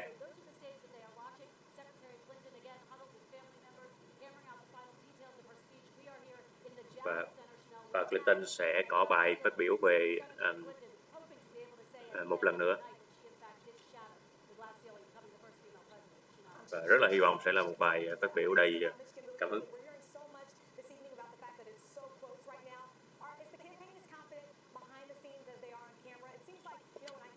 Và câu hỏi đang được đặt ra là liệu là có thực sự là những người làm chiến dịch cho Clinton tự tin ngay cả đằng sau sân khấu không?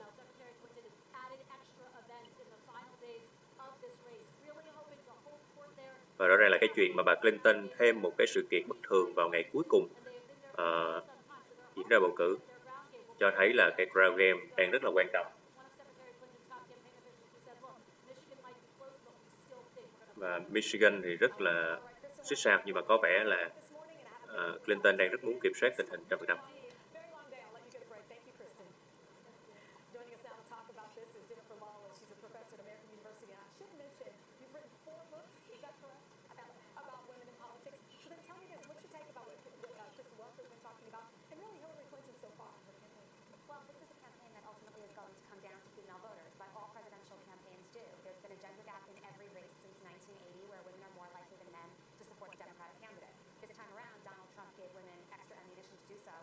Hiện tại thì ông Trump đang đẩy mạnh, đang ủng hộ, đang củng cố cái truyền thống là phụ nữ ghét Đảng Cộng hòa hơn.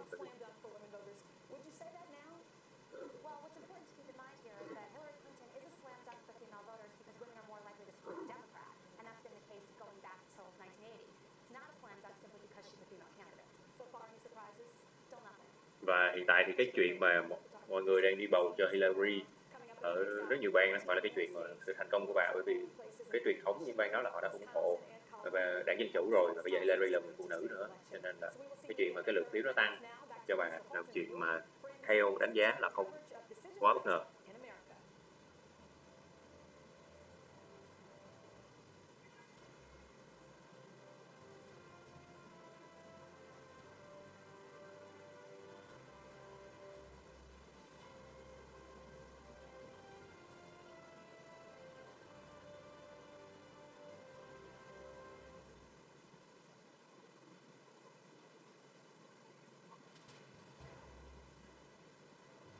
Và sẽ đến với kết quả một số bang, kết quả khởi đầu.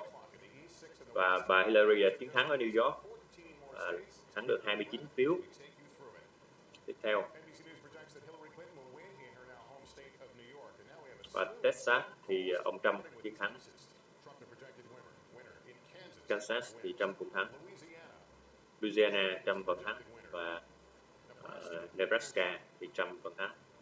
North Bắc Dakota vẫn là Trump, và cả ở Nam Dakota và Mỹ thì Trump đều thắng. Như vậy là ở lần thứ 3 này thì Trump lại vượt lên với 137 phiếu và Clinton là 104 phiếu. Và ở Michigan thì vẫn chưa quyết định được, số phiếu vẫn rất xích xoát. Tương tự ở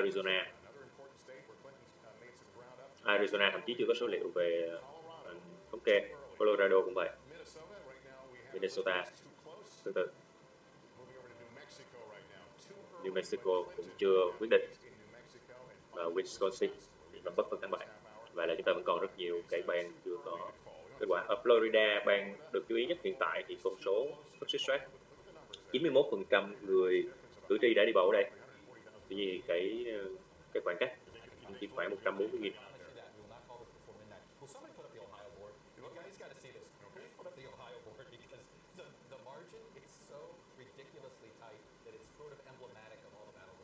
Ở Ohio thì hiện tại rất xích xoát, và cái số phiếu cách nhau chỉ khoảng 2.700 phiếu. Tuy nhiên thì mới có 37% người cử tri là đi bầu Ohio thôi. Và đây là cái cuộc chiến ở các bang chiến trường đang rất khốc liệt và chưa thể ai đoán trước gì. Đây là North Carolina, cách biệt cũng chỉ khoảng 3.700 phiếu, khi mới có 68% người đi bầu. Và bây giờ chúng ta sẽ cùng xem lại cái con số thống kê sơ bộ. Thì hiện tại là 137 phiếu dành cho Trump và 104 phiếu dành cho bà Hillary.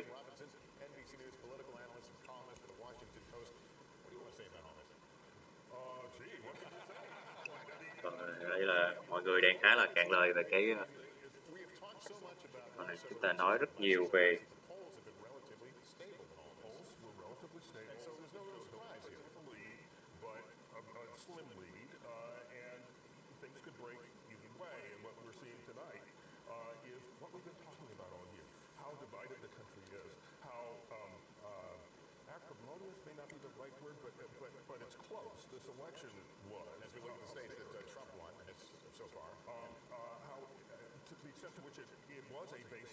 Thế là dựa vào cái con số này thì có thể thấy là mặc dù cái phiếu bầu, cái con số có vẻ ổn định, nhưng mà mọi thứ đều có thể xảy ra bất cứ lúc nào. Tức là cái chuyện mà thay đổi swing nó rất là nhanh, và cái con số xích xoát này nó cũng thể hiện được rằng là chưa bao giờ nước Mỹ lại chia rẽ như vậy.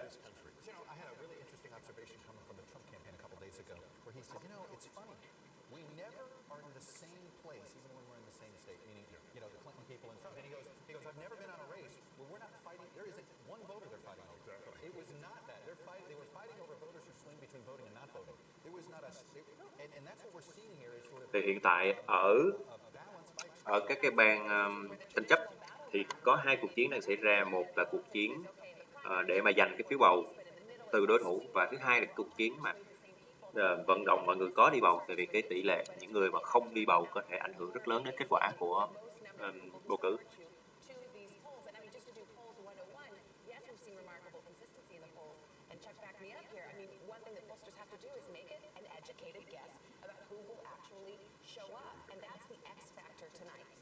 Thì có một cái X factor, là một cái bí ẩn, một cái ẩn số đêm nay, là cái cách nào để mà cả hai bên sẽ thuyết phục mọi người đi bầu cho mình. Và cái chuyện là bầu cho mình còn phải bắt cho họ đi bầu trước đã.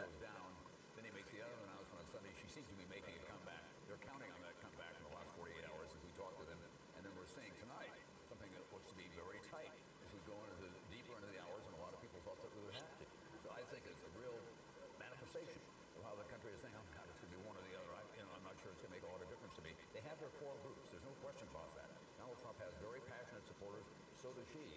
But the bulk of the country is still angry. And the big issue for most Americans is change. Shake it up. How are we going to change this country to get it working again? And neither one of them has been able to deliver on that in a persuasive way. Let's go to Florida right now. Kerry Sanders is in. Thì bây giờ cả hai đảng đều đang cố gắng đánh động đến cái nhóm cái nhóm cử tri chủ chốt của mình. Thì cả hai cử tri của hai bên đều muốn đất nước này thay đổi, đều muốn đất nước này lại mạnh mẽ một lần nữa. Tuy nhiên thì chưa có ứng viên nào thực sự chứng minh được điều đó thông qua những cái bài phát biểu mình.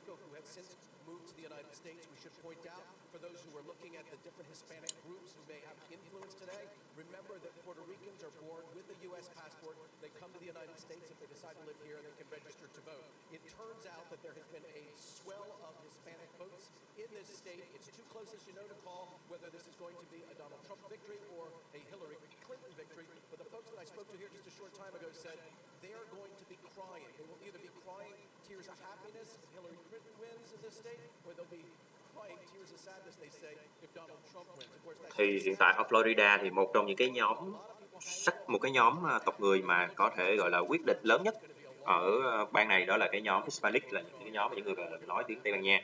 Thì những cái nhóm này là những người mà có nguồn gốc từ những cái nước như là Puerto Rico, những cái nước Nam Mỹ, Mexico vân vân, nhưng mà họ có passport, họ có quốc tịch Mỹ, và họ nói rằng là có rất nhiều cái thay đổi trong cái cộng đồng của mình gần đây cả về phiếu bầu, và đêm nay họ sẽ khóc.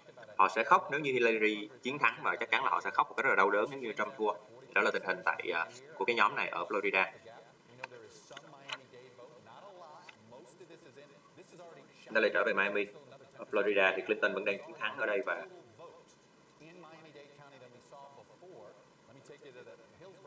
đến Hillsborough County thì Clinton cũng đang thắng.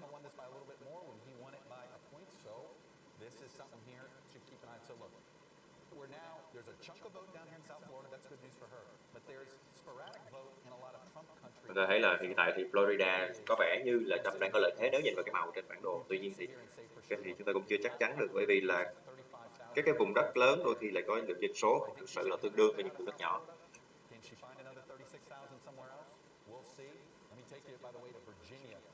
Ta sẽ đến Virginia. Thì ở đây 68% cử tri đã đi bầu, và Trump hiện tại đang dẫn tương đối ít, khoảng 100.000.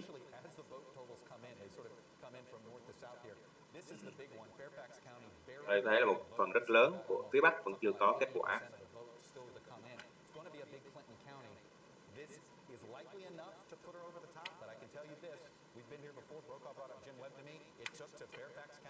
Đây là cho dù những cái con số này hiện tại nó chưa có ý nghĩa nhiều, nó chỉ cho chúng ta thấy một cái diễn biến, chứ nó chưa thấy được cái kết quả cuối cùng, bởi vì là có rất nhiều trong lịch sử là những người mà chiến thắng từ những cái con số này mà kết quả cuối cùng họ lại thua. Nó thay đổi rất nhanh.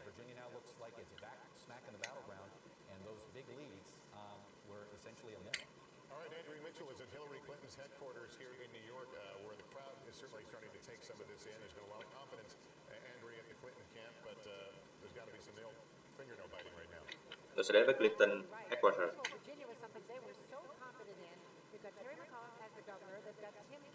Ở Virginia thì bang Dân Chủ đang rất là tự tin, họ đang có những cái lợi thế về dân sự ở thượng viện.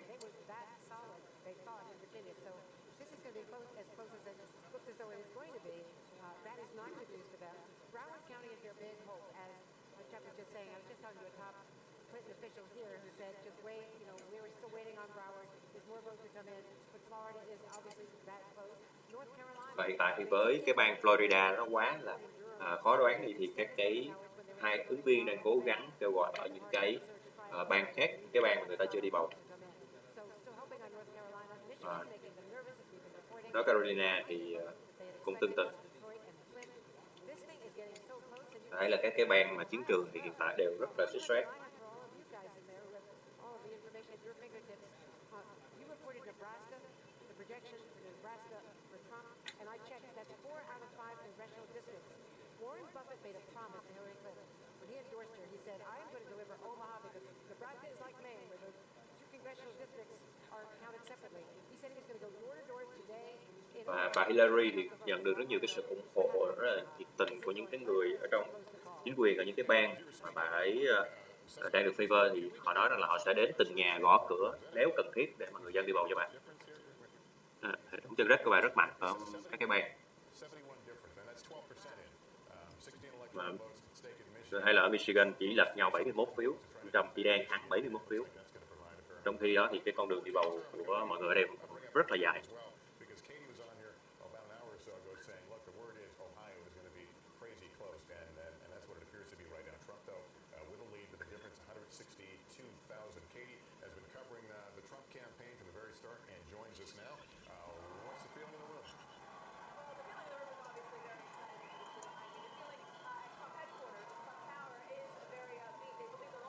Đây là cái headquarter của Trump, chúng ta thấy là ở đây thì nó năng động hơn, mọi người rất là hào hứng hơn, vân vân.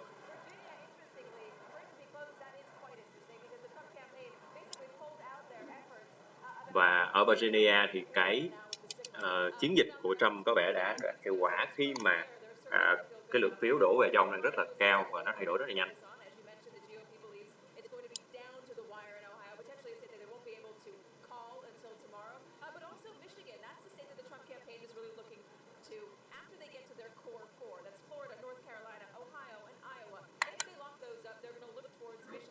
Thì Trump đang cố gắng chiến thắng ở 4 cái bang chính trước, rồi nhưng mà sau đó ông sẽ mở rộng ra ở Michigan và North Carolina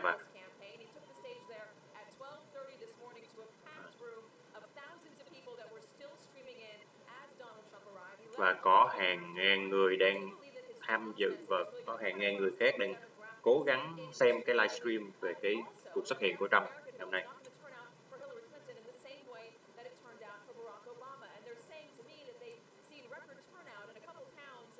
Và rất nhiều cái cử tri bầu cho Hillary đang rất là lo lắng rằng là bà sẽ không lặp lại được kỳ tích của ông Obama vào 4 năm trước.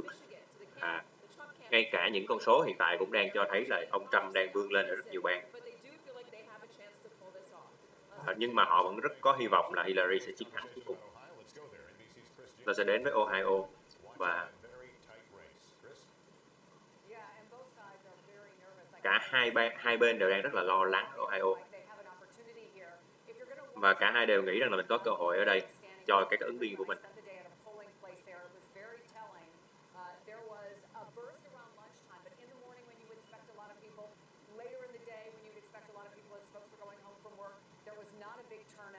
Mặc dù là buổi sáng là cái lúc mà mọi người mới bắt đầu làm việc ăn sáng thì cái con số vote nó thay đổi liên tục. Tuy nhiên thì khi đến giờ trưa và giờ chiều, mặc dù đến những giờ rảnh mọi người làm xong vân vân thì là không có nhiều thay đổi. Và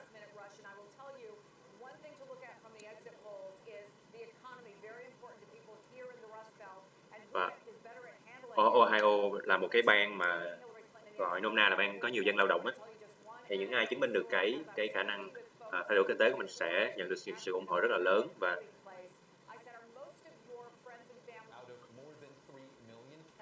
chỉ chênh lệch nhau khoảng 20.000 trong số hơn 3 triệu mấy phiếu bầu. Và Florida thì vẫn rất là xích sát nhau. 93% người đã đi bầu ở Florida và đến Colorado. Mới có 32% người đi bầu ở Colorado và cái chênh lệch cũng chỉ hơn 100.000.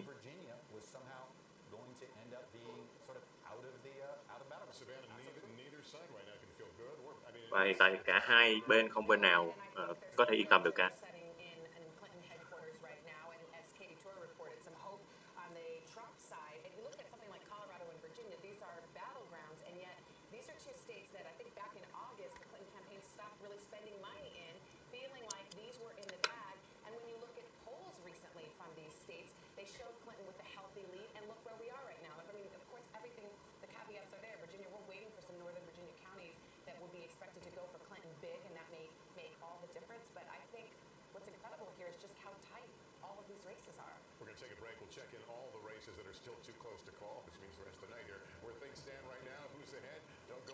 Có lẽ là đêm nay sẽ là một đêm dài cho người Mỹ và Chúng ta cũng sẽ cùng chờ.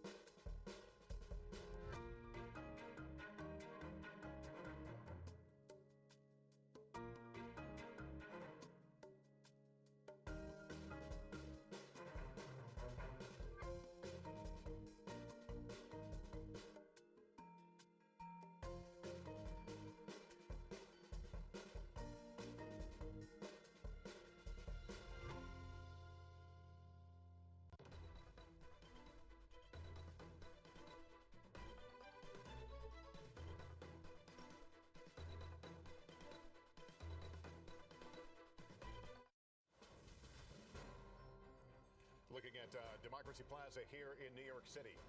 Chúng tôi sẽ cùng trở lại với lễ bầu cử của Mỹ.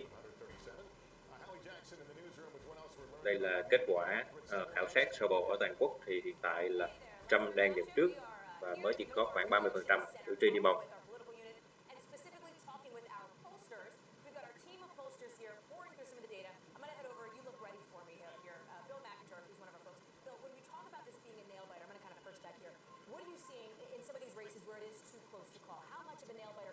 Well, it's certainly very close in a number of states, and the reason for that is simple. We're seeing some of the largest divisions we've ever seen between urban America and rural America. Donald Trump is winning white non-college men by a margin we haven't seen since Ronald Reagan. And on the other hand, Secretary Clinton is winning African Americans, Latinos. There's sort of two different Americas, and we're watching them kind of fight each other to a draw tonight in a few of these states. Hiện tại thì ta thấy giống như là có hai nước Mỹ đang tranh giành nhau ở những cái bang nội chiến và những cái bang chiến trường,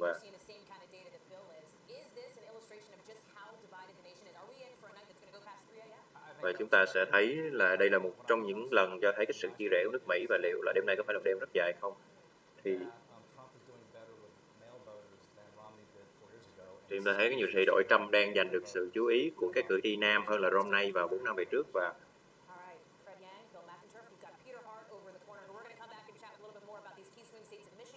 cũng giống như là những cái bang swing Tây thì ta thấy cái sự thay đổi rất lớn ở trong cái gọi là thành phần những cái người đi bầu cho hai bang khác nhau rất nhiều so với 4 năm về trước.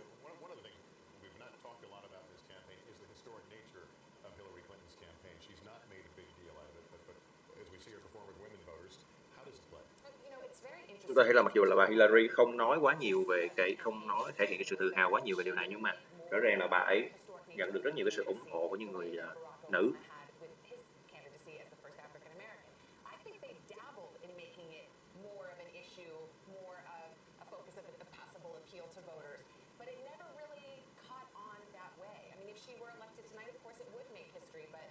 Nếu mà bà Hillary thắng tối nay thì chắc chắn đó là sẽ là một cái chiến thắng lịch sử. Tuy nhiên thì nó sẽ không thực sự gọi là thể hiện được cái sự lịch sử đó nếu mà chúng ta chỉ nhìn từ cái hướng là những cái chiến dịch của bà.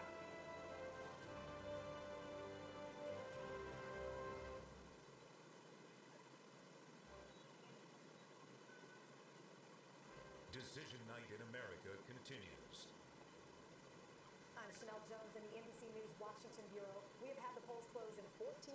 Và chúng ta có 14 bang khác đã kết thúc bầu cử. Và bây giờ chúng ta sẽ thấy là Trump đã thắng thêm 16 bang nữa.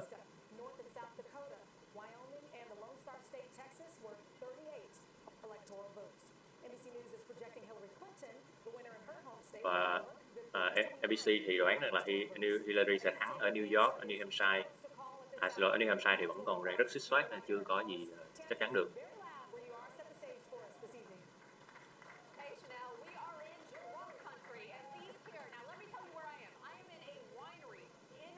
Chúng ta đang có một cái hầm rượu.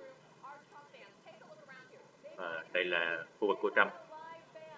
họ có rất là nhiều cái thứ. Khi mà họ đi xem, hồi trước khi bầu cử chúng ta có nghệ sĩ hài biểu diễn, chúng ta có ban nhạc biểu diễn như là một cái buổi dạo chơi.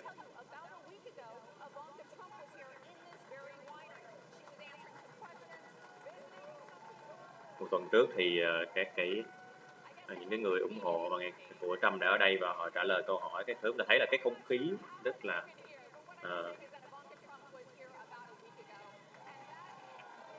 không khí ở đây rất là sôi động, mọi người đang hô tên Trump. Melania Trump đã ở đây một tuần trước và vì đây là cái bang mà bất cứ chuyện gì cũng có thể xảy ra.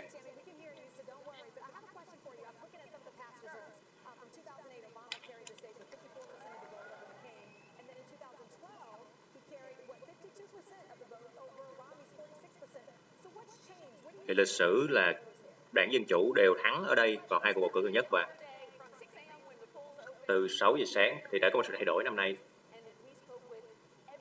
với những cái người mà họ bầu cử mà họ nói chuyện được thì cho thấy là đây là một trong những cái bang rất chia rẽ. Rất nhiều người ủng hộ Trump và cũng rất nhiều người ủng hộ Hillary ở đây và không thể nào mà quyết định được là không thể nào thấy được cái xu hướng là ai đang thắng ở bang này.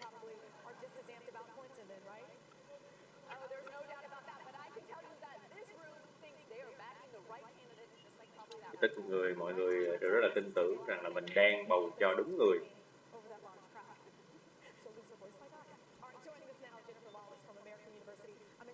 Tôi trở lại với chuyên gia từ Đại học American.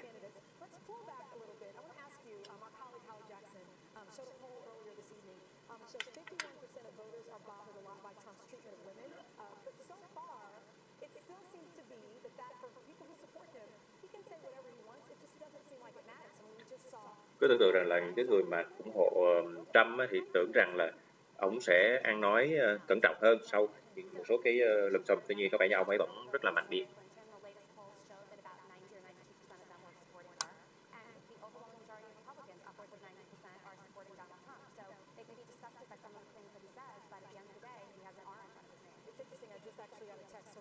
Hay là những cái người mà ủng hộ Hillary, những cái bầu Hillary thì một phần rất đông là tại vì họ ghét Trump và họ rất là gớm ghiếc những cái lời ông nói.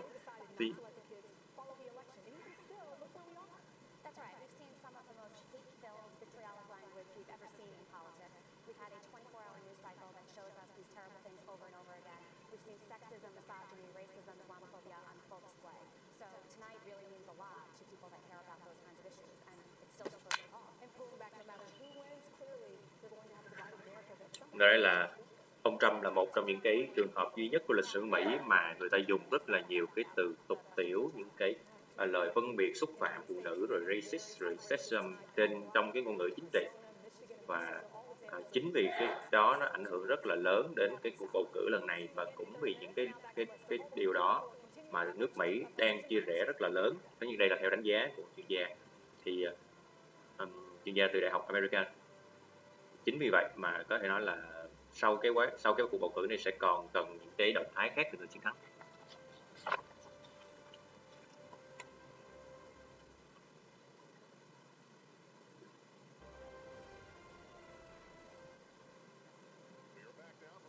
Thì hiện tại trên Zing.vn, trên trang chủ và ở trang tường thuật, độc giả có thể theo dõi song song kết quả cũng như các thông tin bên lề. Ngoài ra chúng tôi cũng có cập nhật video của các chuyên gia và các phóng viên ở New York. Độc giả có thể click theo dõi trên trang chủ cũng như trang tường thuật của Zing.vn. Xin nhắc lại một lần nữa là chúng tôi luôn cập nhật theo thời gian thực kết quả của cuộc bầu cử cũng như các cái thông tin bên lề và những cái thông tin từ chuyên gia. Mời quý độc giả đón xem trên trang chủ và trang tường thuật. Chúng ta trở lại với cuộc bầu cử hôm nay thì một lần nữa cho đến sau 3 đến 4 lượt thống kê. Tuy nhiên các cái bang gọi là bang chiến trường thì vẫn chưa có bang nào thực sự có kết quả.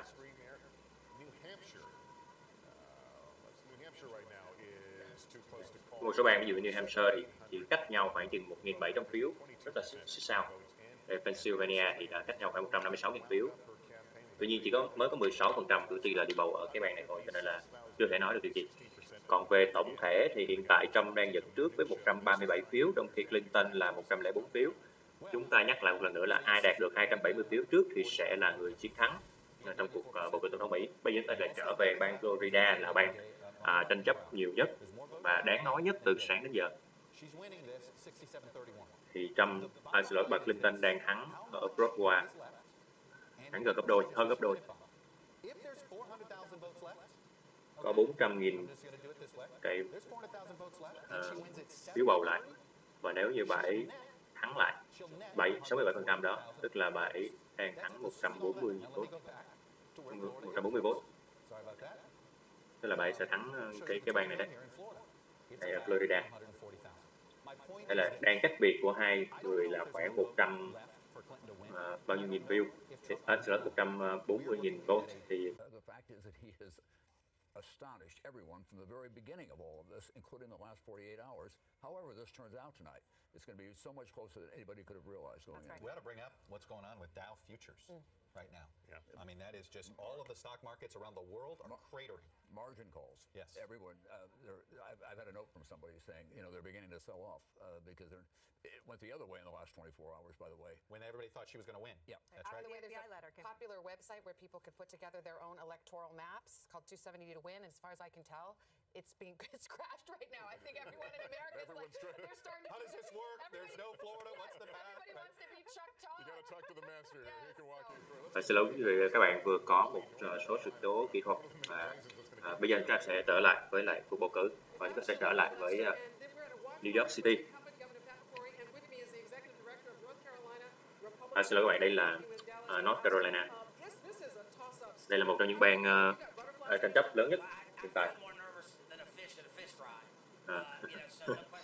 Và ông ấy đang rất là lo lắng và những cái cử tri ở thành phố thì đến bầu sớm hơn, ở khu vực thành thị thì đến bầu sớm hơn.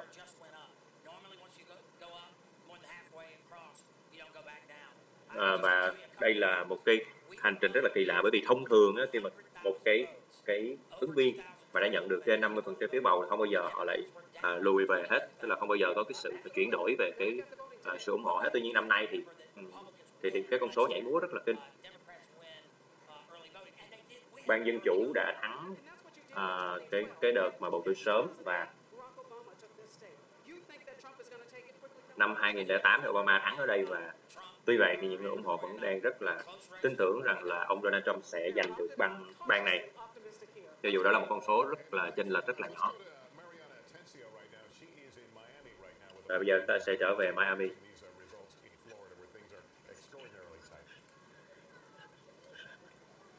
Lester, I'm here with several families. In fact, at this local watch party in Miami, many of the people you see behind me are undocumented. Some are voters, and as you can imagine, the mood here grew incredibly tense as these results started to... Chúng ta đang trở về Miami và không khí ở đây rất là căng thẳng. For many of the voters here, their main motivation was what they call the Trump effect or the Trump factor.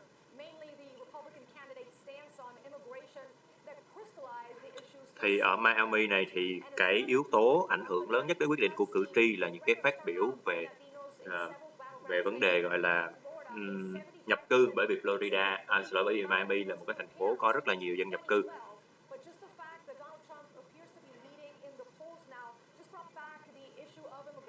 Và chính vì cái việc mà Trump có vẻ đang thắng ở Miami, ở Florida đang khiến cho mọi người lo lắng, và đó gần như là vấn đề duy nhất mà các cái cử tri mà mang các cái dòng máu khác và da trắng đang rất là lo lắng. Họ rất là sợ, họ rất là lo lắng, bởi vì có rất nhiều gia đình là một số thành viên vẫn chưa có quốc tịch Mỹ, và họ lo lắng rằng nếu ông Trump lên làm tổng thống thì có thể là gia đình của họ sẽ phải chia rẽ. Chúng ta lại trở một lần nữa về bang Florida. Thực tế thì lỗi các bạn, đây là những cái màu hồng là những cái bang mà ông Trump đang tạm thời gọi là dẫn trước. Màu đỏ là ông đã thắng rồi, và màu hồng là những cái bang mà Trump đang dẫn trước.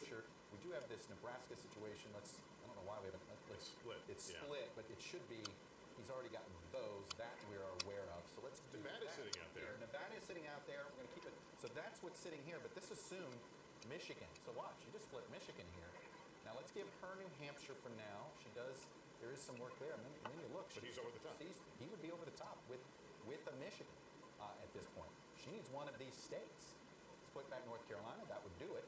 But as you can see here, now Michigan, look, pick Michigan away, and it's a different situation. But this is what we're staring at. It doesn't take long, by the way, and we know there's some interesting things on Twitter. It doesn't take long to get you to 269, 269. I could do it right here by simply moving Colorado, and then you would have here, I don't know why we have 3 extras. I think Nebraska's gotten messed up on our map here, so we will just neutralize them. But that should be red. It's already counted in the total here. So, point is, this is precarious. Đây là cái diễn biến rất là phức tạp.